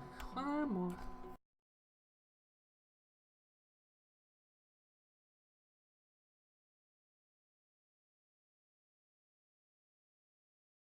Amazing. And there we go. Okay. Yeah. And we're back. So, Yeah, I think the plan was get Mariel healed and then get everyone back in the keep and then figure out this whole Aurelius deal. Yeah, I think that sounds like a good plan to me. so you definitely have enough time right now to have a short rest. Now, one of the important things you notice as you're heading back to the keep is the dragon is no longer blasting great big chunks out of the town as you make your way there. In fact, you don't see it for most of your walk back. It has disappeared from the skyline, which is nice. The other thing of note is you see a large congregation as you head back towards the castle of the cultists and kobolds. They're cold, like me, the cold bolds. I'm sorry, I'm getting carried away. They're congregating to the north west, sort of that town squarey bit of the keep. That by the time you arrive there, you can see almost the entire force that has been attacking the town, or presumably the entire force, has congregated there. There's people calling from the ramparts of the castle, gesturing, saying, "Look at that! There's no bloody way we can beat that!" And if any of you happen to make your way to the top of the wall to get a peek yourself, you see some bad stuff. You see probably close to 80 or 90 cultists, the same and half again kobolds, and you see, similar to the dragon claw you dealt with by the sanctuary, you see at least a dozen more of the same men and women dressed in the same clothes, the same masks, different hair you can see flowing out from underneath. But you see at least, maybe a dozen, maybe more. It's hard to make out amongst the crowds, but unmistakable masks there. That is a much larger force than I was expecting. Yeah. They're definitely more than what seemed to be ransacking the town as well. You'd almost say that some of these appear to be almost parading, or like just sort of loitering in that area rather than partaking in any of the ransacking. The kobolds less so. They're all fairly idiot people. But the cultists and the dragon claws are sort of standing around, and in the center of them, the center of this congregation, you see someone that stands out even a little bit more than the rest. Let me just see. That sure is a lot of bad guys.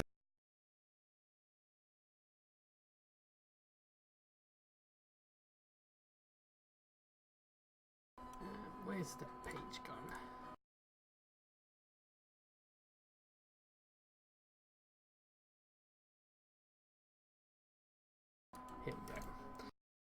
So this person you see amongst this army, let me just not ID the name, is someone dressed in a purple version of those same dragon robes, though they are not a mask. You can't hear them. You can't hear them, Chavro.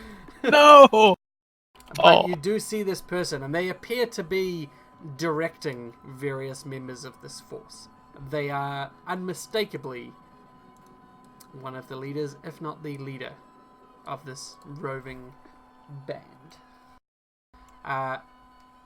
What all are you doing for the next, we'll say, half an hour to 40 minutes by the time you get back to the keep and have had your rest?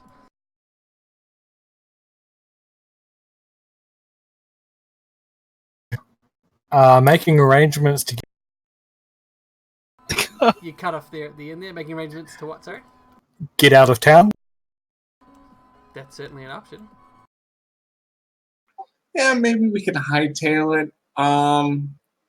There is a handy tunnel that heads to the south of town from the keep. That is true, but it may be time to cut and run.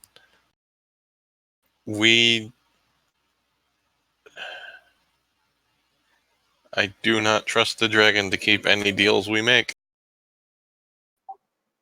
Yeah, I think that's the way they go. If it's chromatic, then it's pretty bad. Well, if it's metallic, then it's pretty good.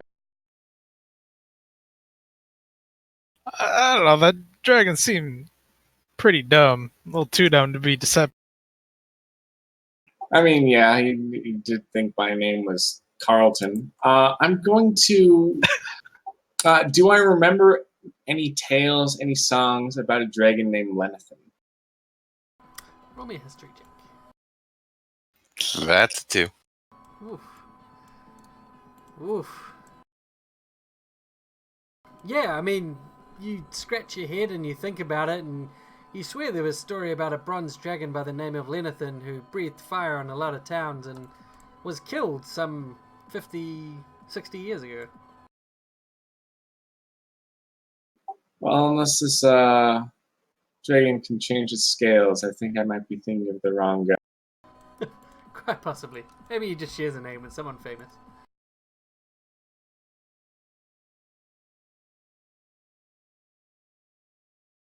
I think we should inform Night Hill of the situation. What do you guys think? I agree. Yeah, he'll probably want to know about the whole duel or dragon raises the entire town. Might be a little important. Alright, so you seek out Governor Nighthill, who, as you get a hold of him, is still organising the defence and directing the resources inside the keep. The keep does seem to have a couple of dozen more people heavily wounded, and a few more still geared up, but just that poor fighting militia. As you inform him of the situation, assume... Actually, how do you tell him? What do you tell him exactly? So there's some good news and there's a little bit of bad news. Is it the dragon? Good news is... We saw it flew down to attack you. Was everything okay? Yeah, well, yes. We managed to rescue the civilians and recover your stores, so all's well on that front. We also managed to take down one of their leaders. The dragon's after all of your treasure. You see him, like, the colour drain out of his face a bit. What? What do you mean?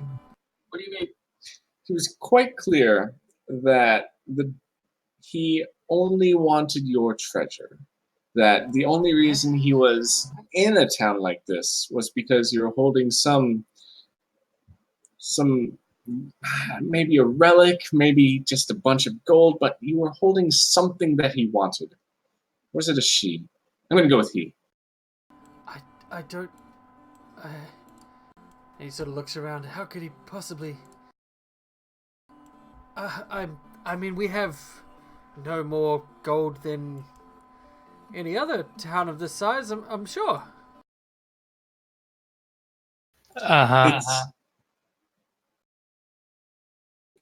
It is of the utmost importance that you are completely candid with me.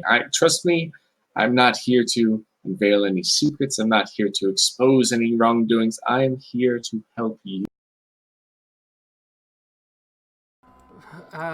Well, suppose for a second we did have some gold stored for a rainy season. What do you suggest? Do you think if they were to get some of it, they would leave? Oh, what do you think? Flint, Marielle, Morjit, Golem, all of you are very smart. All of you are very capable. What do you think? Do you think this dragon would honor his? What I think is that you split the gold with us and we smuggle you out of town with your life, yeah?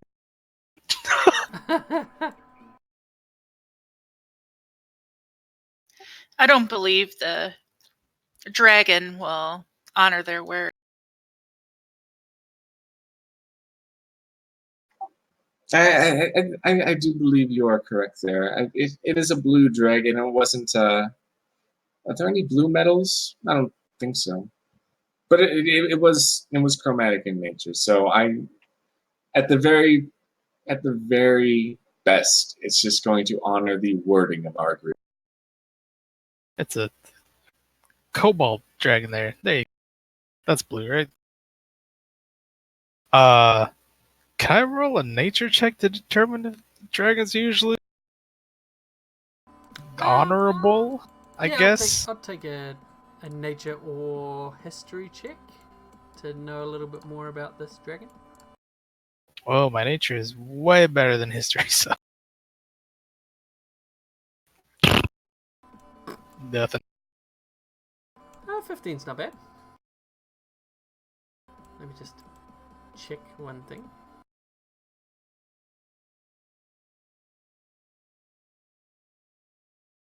Bloody chromatics, eh?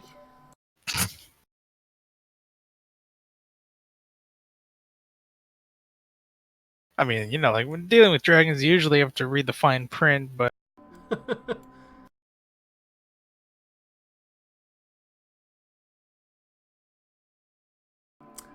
Shit.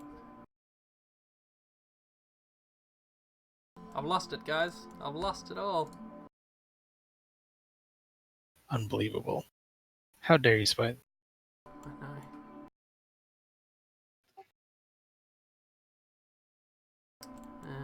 Here it is. So you hit the 15.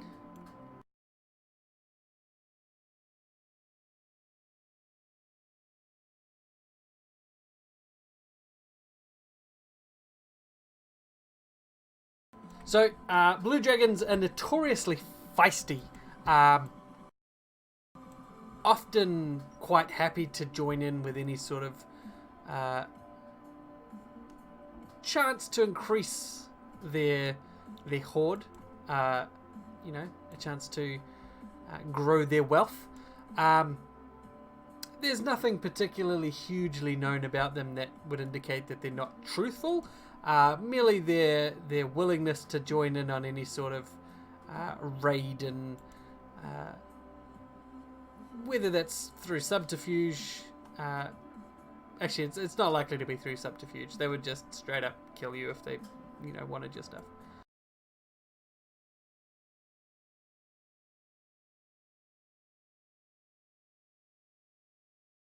So, I mean, on one hand, him not immediately killing us is a good sign. The other, he does like money. Yeah. Perhaps we might be able to use that against him. I mean, hypothetically, suppose there was some great treasure here, whether it's a relic or whether it's just a big pile of gold. Hypothetically, that's all he was after. Perhaps we could essentially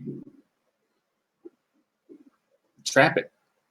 put it in a building or something, have a couple of scrolls of fireball or some explosive device at the ready, and the second enough people or a big enough dragon gets close by, it just goes kablooey.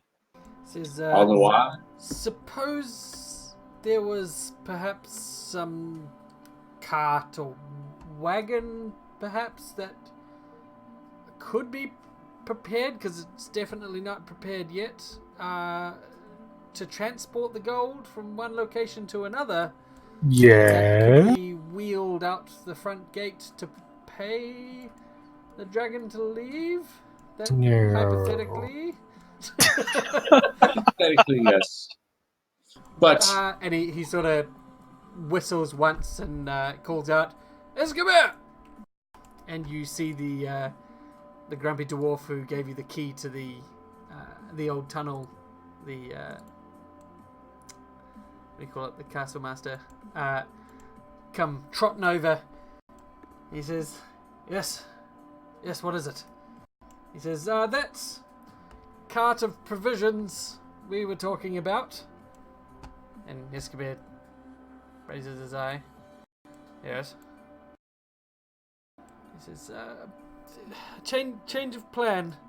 And he turns to you and says, fill him in. I guess we have to do this.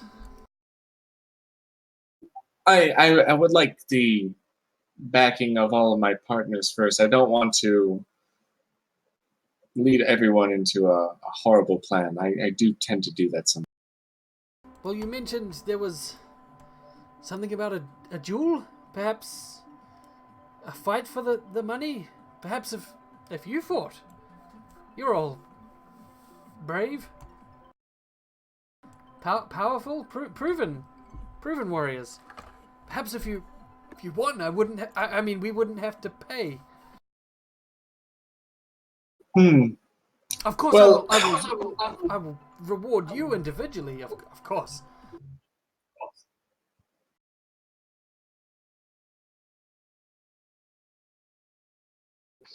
I don't know. Oh, what do you think, Flynn? Well, quite honestly, makes no difference to me. I'll go along with what everyone decides. Got no problem trying to test my mettle. I do like being alive.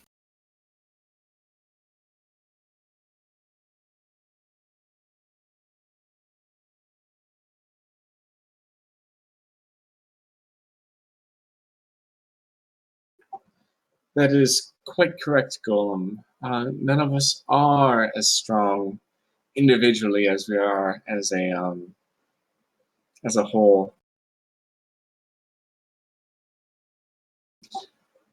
I am quite concerned about fighting the champion, but I do think that this situation could be used to our advantage. They are all congregated in one area right now. I would of course pay handsomely if this. If the gold is retained, I'd pay each of you. How does?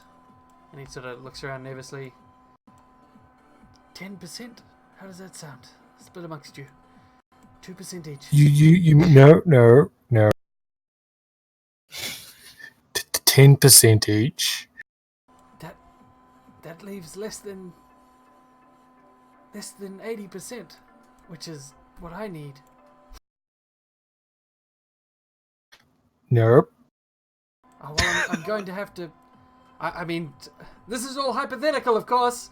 Hypothetically, yes, of course. Hypothetically, the town's supplies will need to be replenished out of this hypothetical money, hypothetically speaking. I could pay.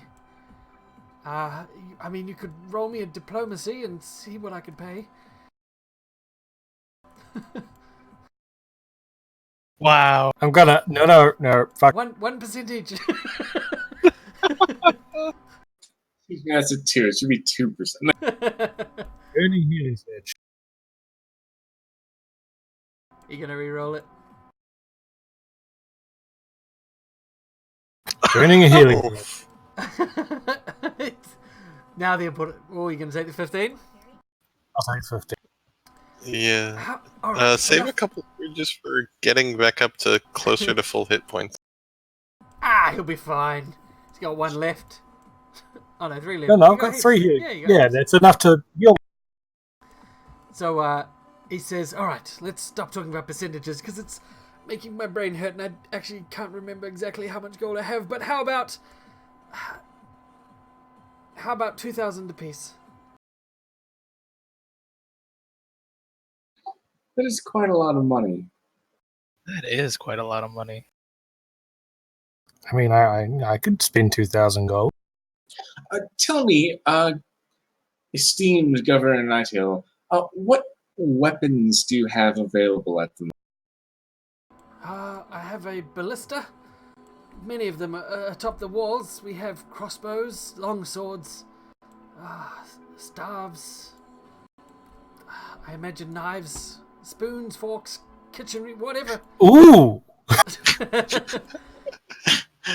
You wouldn't be willing to part with some of your finer silverware to my good friend Morjit? By all means. Now this is really important. Do you have any dragon slaying arrows?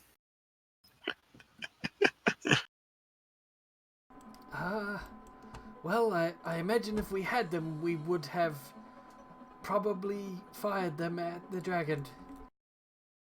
Okay, that's logical. I agree with Given that. the dragon is still up, either we didn't have any, or we missed. In which case, we still don't have any. So there's a I'm chance. giggling like an idiot right now. While this conversation is going on and you're all haggling out the finer details, Escobar has wheeled a large wagon that's basically one of those big wagon kegs, right?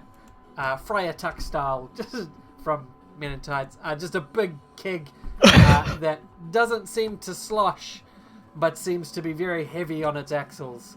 And he pats the side of it and he says, "Here's all the essential supplies, Governor."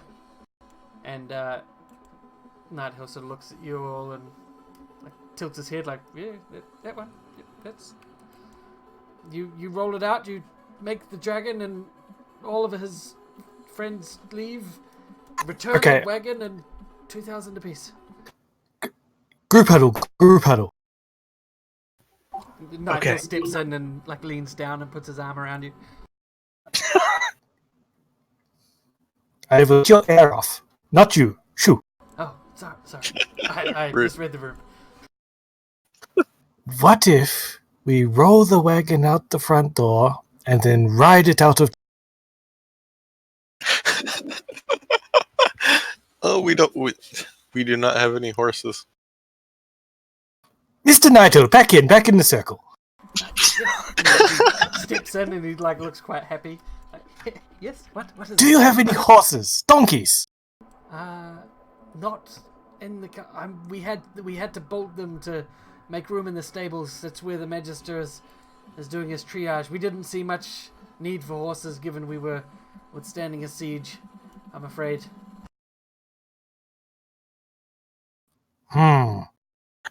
Just as a side note, we just spent like a whole lot of time saving a lot of people, and if we just kind of leave, that dragon and those cultists are most definitely gonna turn this into a major bonfire starring all of these civilians as firewood. Or they chase the barrel of gold.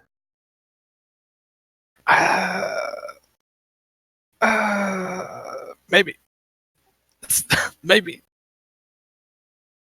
And Now, if we as survive, we you're then have a barrel of gold. If as you guys are discussing this all, there is a call from the wall top, the ramparts, and one of the guards points out and says, "Something's happening down there." Does anyone want to go and see what is happening down there? I should Yeah. assess threat. Alright. So Golem and Miriel head to the top of the ramparts, and you look out. You can see to the west where this arrow is. Stepping out from the darkness between the buildings, you see a creature stride into the dim light of the dying fires around the keep. Although this creature is shaped roughly like a human, it is at least 7 foot tall. Its skin covered in glittery blue scales. The end of its fingers bear wicked claws, and its face has the muzzle and reptilian eyes of a dragon. The creature stops about 80 yards from the main gate of the keep and scans the walls. You swear he looks directly at you. A line of kobolds fan out behind it. With their spears, they prod forth 10 human prisoners into the dim light. You make out a woman, a teenage boy, several children, and a few men. Then the half-dragon creature opens his mouth and hails towards the keep where you stand. And he shouts, "Defenders of Greenest! This has been a successful night, and I am feeling generous. Do you see these 4 pitiful, useless prisoners? We have no need for them, so I have brought them back to you." Count. What's that? You can't count. Oh, sorry. Why did he say 4? My goodness. 10 pitiful, useless prisoners. We have no need for them, so I have brought them back to you. Send out Carlton, your bravest warrior, one who has slain one of my lieutenants. You can have these 10 in exchange. Failing that, if Carlton isn't the brave warrior he claims to be, send out your best, your bravest. Have him fight me. I leave it to you. Golem is already walking towards the gate. So, if you guys would hear me out for a moment, what if we all came trotting out with this big wagon full of gold with us? Meanwhile, the governor and all the civilians are slowly but surely filtering out of the tunnels, making their way out of the city, trying to get anywhere that is not here. We buy as much time as we can, and using the money or some way, we stall that entire army.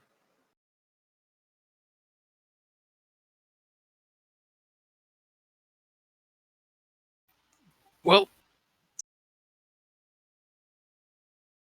ain't got much use for gold if we're dead. So fuck it. Why not? As you're talking about this, Aurelius, you see one of the guards. You recognize him from before. Nighthill had mentioned him by name when he was directing someone.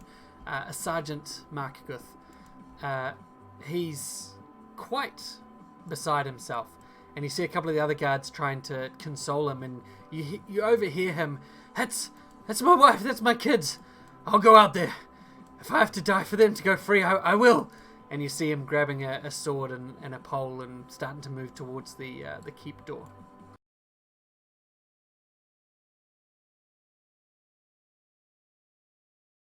Golem is already heading outside. Anyone who wants to can follow him. Anyone who doesn't have to. Aw, hell. I'm going to motion to whoever was pushing the cart to bring it to follow me. I will walk over towards the guard who wants to go outside. Goes, no, please. Your survival is of the utmost importance. Please help the civilians filter out through the tunnels. We are safe. We have cleared them of all the rats, and we need to make sure that when this dragon decides to torture the keep, that nobody's in it. Nighthill sort of nods, and we can do that. The guards, you're able to console or at least stop. And he looks pleadingly at you and says, Whatever happens, just make sure they're safe.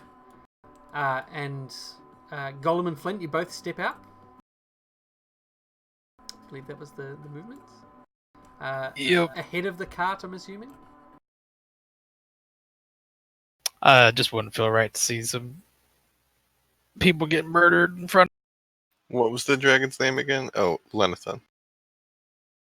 As you step out, this dragonborn, this half dragon, not dragonborn, smiles and gestures and says, how keen this town is to provide not one, not two, but 3 challenges to me.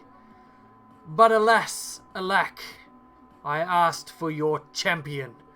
I did not ask for a fight, a battle between our forces. Pick one of you. Golem's walking forward, holding the mask. My name is Golem. I broke your champion under my fists. Alright. Flint and Aurelius, do you two hold? I call out to him. You are the champion of the great and powerful Lenathan. You are you not? He laughs. Lenathan would have anyone who listens believe he leads this rebel. This army, this horde. This is the work of Frulam Mondath. Remember that name. That is my master, and that is who demands this town. And my name is the last name you will ever speak. So please say it, because otherwise, so Frulam Oh, great. Says, Powerful and esteemed. Oh, sorry. Powerful and esteemed. The last name you'll ever great. speak. Great, powerful, and esteemed. Will you allow me to choose the terms of this battle, to choose the weapons we will? Bare hands. He shakes his head. He's got held in his hand a long 2-ended glaive, and he says, "You are in open position to make demands of me. I am Cyrus." He also says his first name, but I don't know how to say it, so we'll just imagine that I do. And he says, "We will fight with our chosen weapons. I will allow you to choose yours, and I will choose mine." But you are so mighty and venerated. Surely you would be able to fight me using my weapons. Do not seek to sully thy nose with my rear. We will fight. That's the whole thing. Oh, I'm sorry. I didn't realize I was talking to a coward. I thought that you would be great and powerful. Surely you could best me on my own terms. Out to the left, and you just see one of the kobolds that stand with the spear pointed to one of the civilians just thrust forwards, and one of the guys, the chest bursts with the spear as it punctures through him, and he screams in pain and drops to the ground, and the kobold pulls his spear out as he goes on the go. You see 2 more leap on top of him with daggers. He says, "Quiet, your silver Stop tongue." talking, Aurelius. I have made my peace.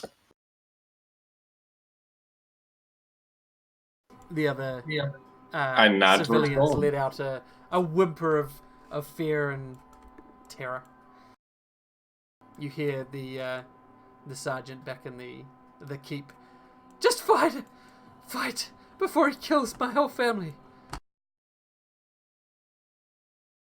Boy, do I... Oh, boy, do I wish I still had my dailies. Those would be really useful for a 1v1, but, can't have everything. Very well, then. So he steps forwards. As Golem you, is my champion. I will do nothing but play my harp to set the mood.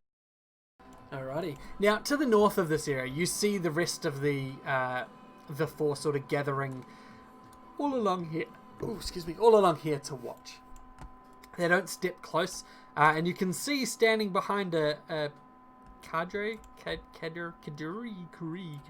word that I pronounce. A group of the Dragon Claws. You see that purple-robed woman watching silently, just waiting for the outcome of this battle.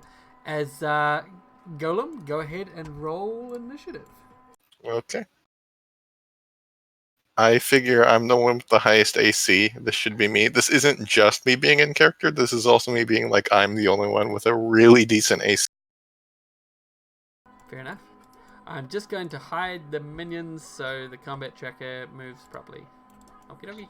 If hypothetically I was to, every once in a while, stagger a note, would I need to roll initiative as well? Don't cheat. I mean, I thought you were just going to cheat by healing me. Please don't cheat by fighting him. We have hostages. I will get you to roll initiative.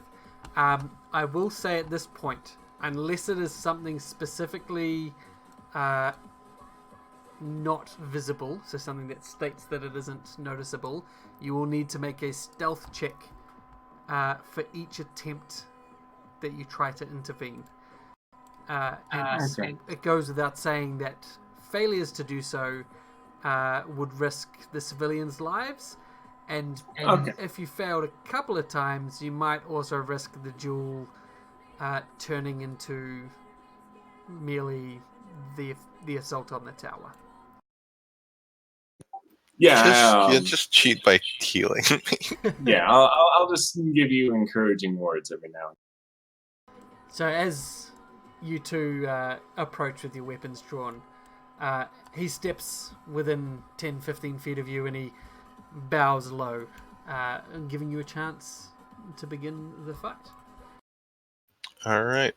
Well, I bow as well, but that's not going to stop my turn. Yeah, absolutely.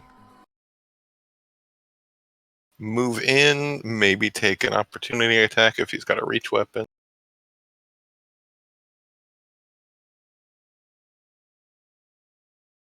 Guess not.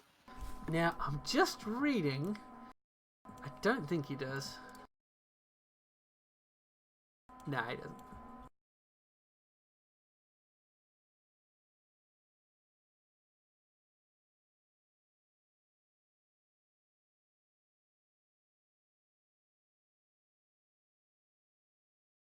That's a pretty good damage roll. When he's hit by a melee or ranged attack, it's an immediate reaction that he shifts one square. Will the grab stop that? Or will he shift before? Yes, it will. Okay. Because it's a reaction, not an interrupt. Sweet. So he tries to leap backwards. Yeah, he tries to leap back, and you feel he's quick, but not quite quick enough. That is your turn? Yep.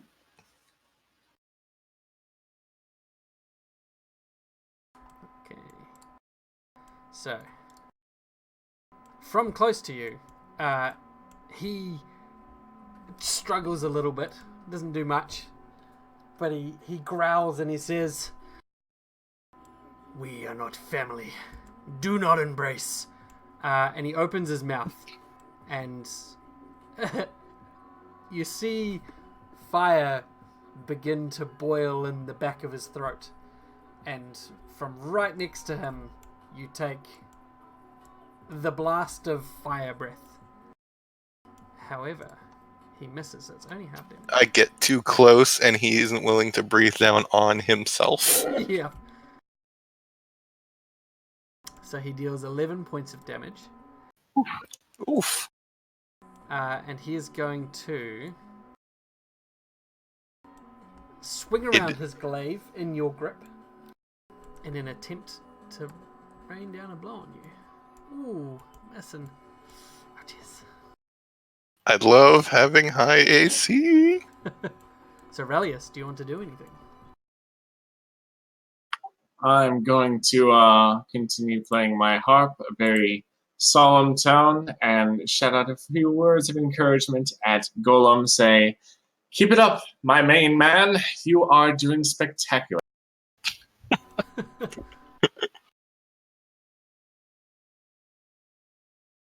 Hooray! That's going to be my turn. Okay, so Flint, Morjeet, and Miriella, any of you, I'm going to say you're either on the wall or, in Flint's case, outside the wall. Any of you wanted to do anything from this point? No. Okay. Nope. Just gonna lean back against the wall. At the very least, don't cheat until it looks like I'm losing. Yeah. And Mirielle, did you want to do anything? No. Okay. I'm just gonna continue watching. Alrighty. Golem, it is your turn. Alright. Yep. I have still got him grabbed. If he tried to get away, I feel like keeping him grabbed is probably a good idea.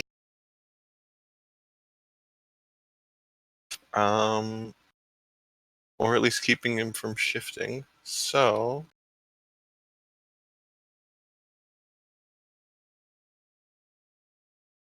let's try a Steel Serpent Strike.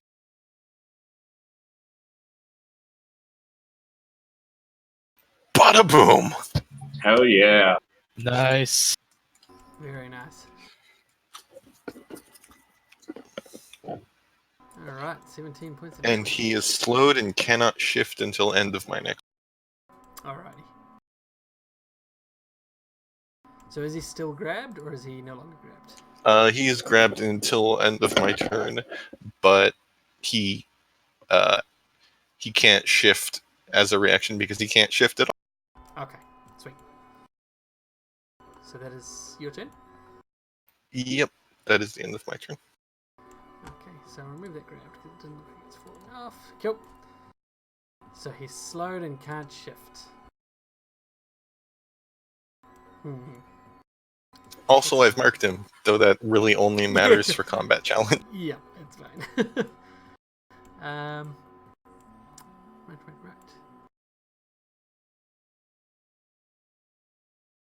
So he's going to do an end over end strike. So he attempts to hit with a glaive, and then he will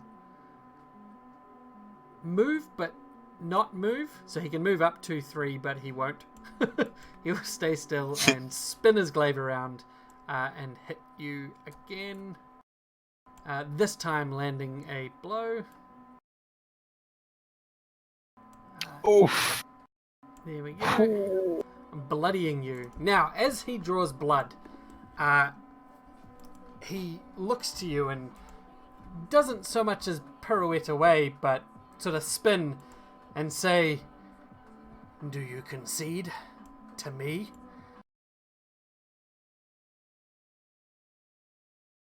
And that is his Can I just punch him in reaction?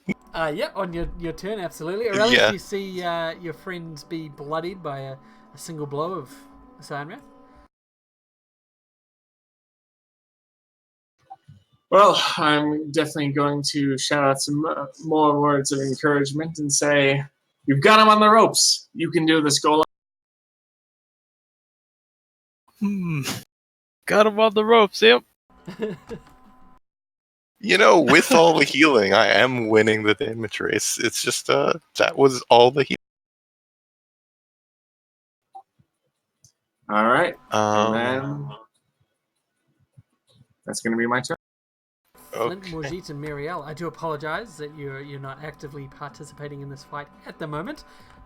Do you have anything? Oh, you it's want to fine. do? I don't mind watching this. No, I don't really have anything I could do. Okay. Alright. I was gonna try and knock down Assault, but grabbing him basically accomplishes the same thing and does more. Okay.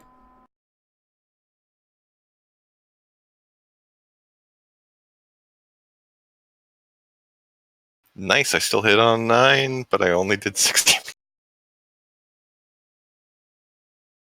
He is once again grabbed and marked. Nice. Grapple and tackle. Grabbed. All right. So my reaction to him asking if I yield is to grab him by the shirt, pull him in, and sock him across the jaw. His dragon Moor smiles. He says, "Right then. That's the end of your turn?" Yep. Okay. I've still got Warforged Resolve in my back pocket, but it's better to use that when I'm bloodied. Okay. So normally he'd be doing a lot more moving in this fight, but you've kind of held him still. So he's going to do the same attack again. A hit without moving, a second hit. Alright. Oof. Bloody you again. Drawing blood once more, or at least drawing, I don't know, engine fluid, whatever it is, that passes for blood for you. Pieces fall off. Pieces falling off. And he says, "Do you concede? Do you concede to me, Cyanrath, that I am your greater?" And it is Aurelius' turn.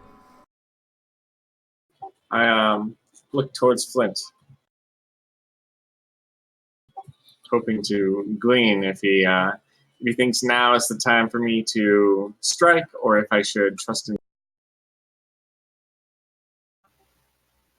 Well, Golem took on the duel. If we get involved, those people are dead, and those several hundred plus guys are gonna come straight at us and wreck our. He made his peace. Nothing we can do but sit back. Gonna die either way, honestly. That is true. If we do manage to kill their leader, though, I mean, these are kobolds we are talking about here. It's very likely that they would just scatter and flee and not know what to do. There's also a dragon. And also to the north was the scores of cultists, dragon claws. Yeah. Yeah. This purple robed person, whomever that may be. Frulamondeth, actually, you've got the name. That is true. I still have tricks up my sleeve, so I'm going to trust in Golem. Okay. Sure as shit can't do much else. Flint. Get him, and Golem! Miria, Woo! I will go through unless you call out to interrupt. Nope, I've got nothing. alright. I'm going to Warforged Resolve and Second Wind. Okay. Basically use both my defensive moves in one turn. I gotta release him, pop a shoulder back into place, I guess, which explains why I released. Like, literally pop a shoulder back into place. It's not like the action movie thing where it's kind of slightly dislocated. No, literally put it back. Just pick it up, put it right back in. Okay, so do your healing.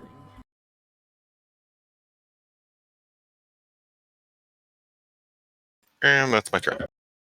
Okay. And as you say, you are not broken. So is he no longer grabbed because you didn't continue it, eh? Correct. Okay. Well, also with the mark, but that doesn't matter. So at this point, he is going to slam the glaive into you again. Missing. He is going to shift. I know it will provoke... Oh, no, because you didn't mark in this turn, so actually he's not marked. So he's going to... Does mark last until end of my next turn, or does it just persist? End of next turn for fighters. Damn it. I believe. Are you a fighter? You're a fighter, right? Yeah. Yep. So he shifts over here, just to the other side, and flicks his glaive backwards into your back, missing you. He's going to action point because no. And he's going to do it again. I appreciate him action pointing when I'm second wind boosted. Oh, come on. Yeah. So he furiously tries to whack at you. All of his blows just smashing off you, not doing any harm. And he just growls. He says, "Just give up. You cannot win this." And that's his turn. Aurelius, I'll just go through you guys unless it's something you want to do. We come back to Golem.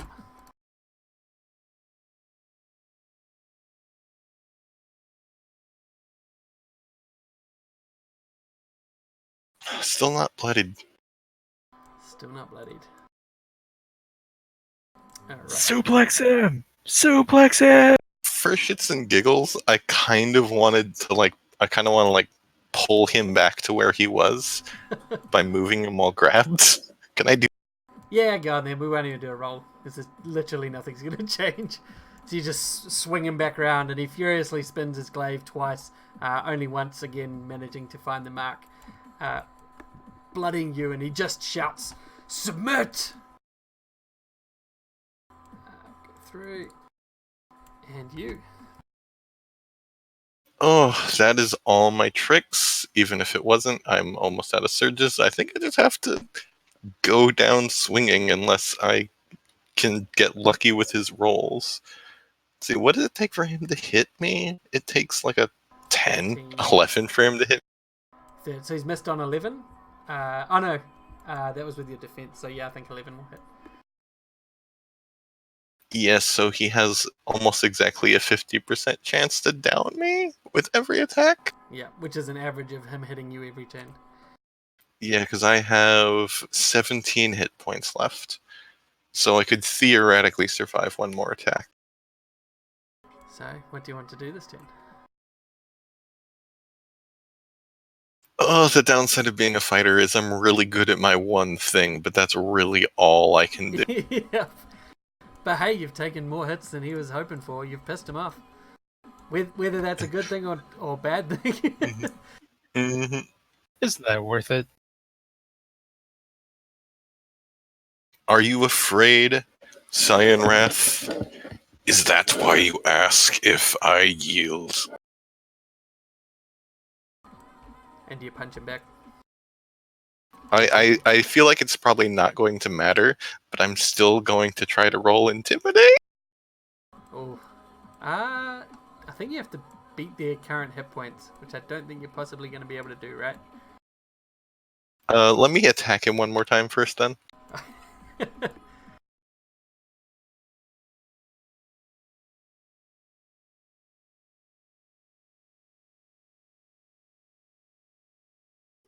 Ooh. Oof, I'd have no more use for my surges, so I'm going to use a surge to reroll that. Okay. I am probably going to die here, and I've kind of made peace with that.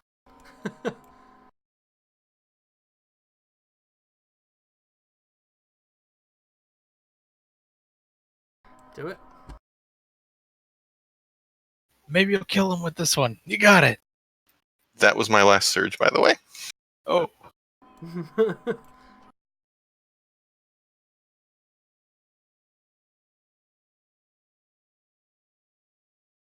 You bloodied him. And you bloody Bloodied! Alright, now I'm going to try that. Alright. I finally drew blood on a fucking half-dragon with my bare fist. So the DC is 27.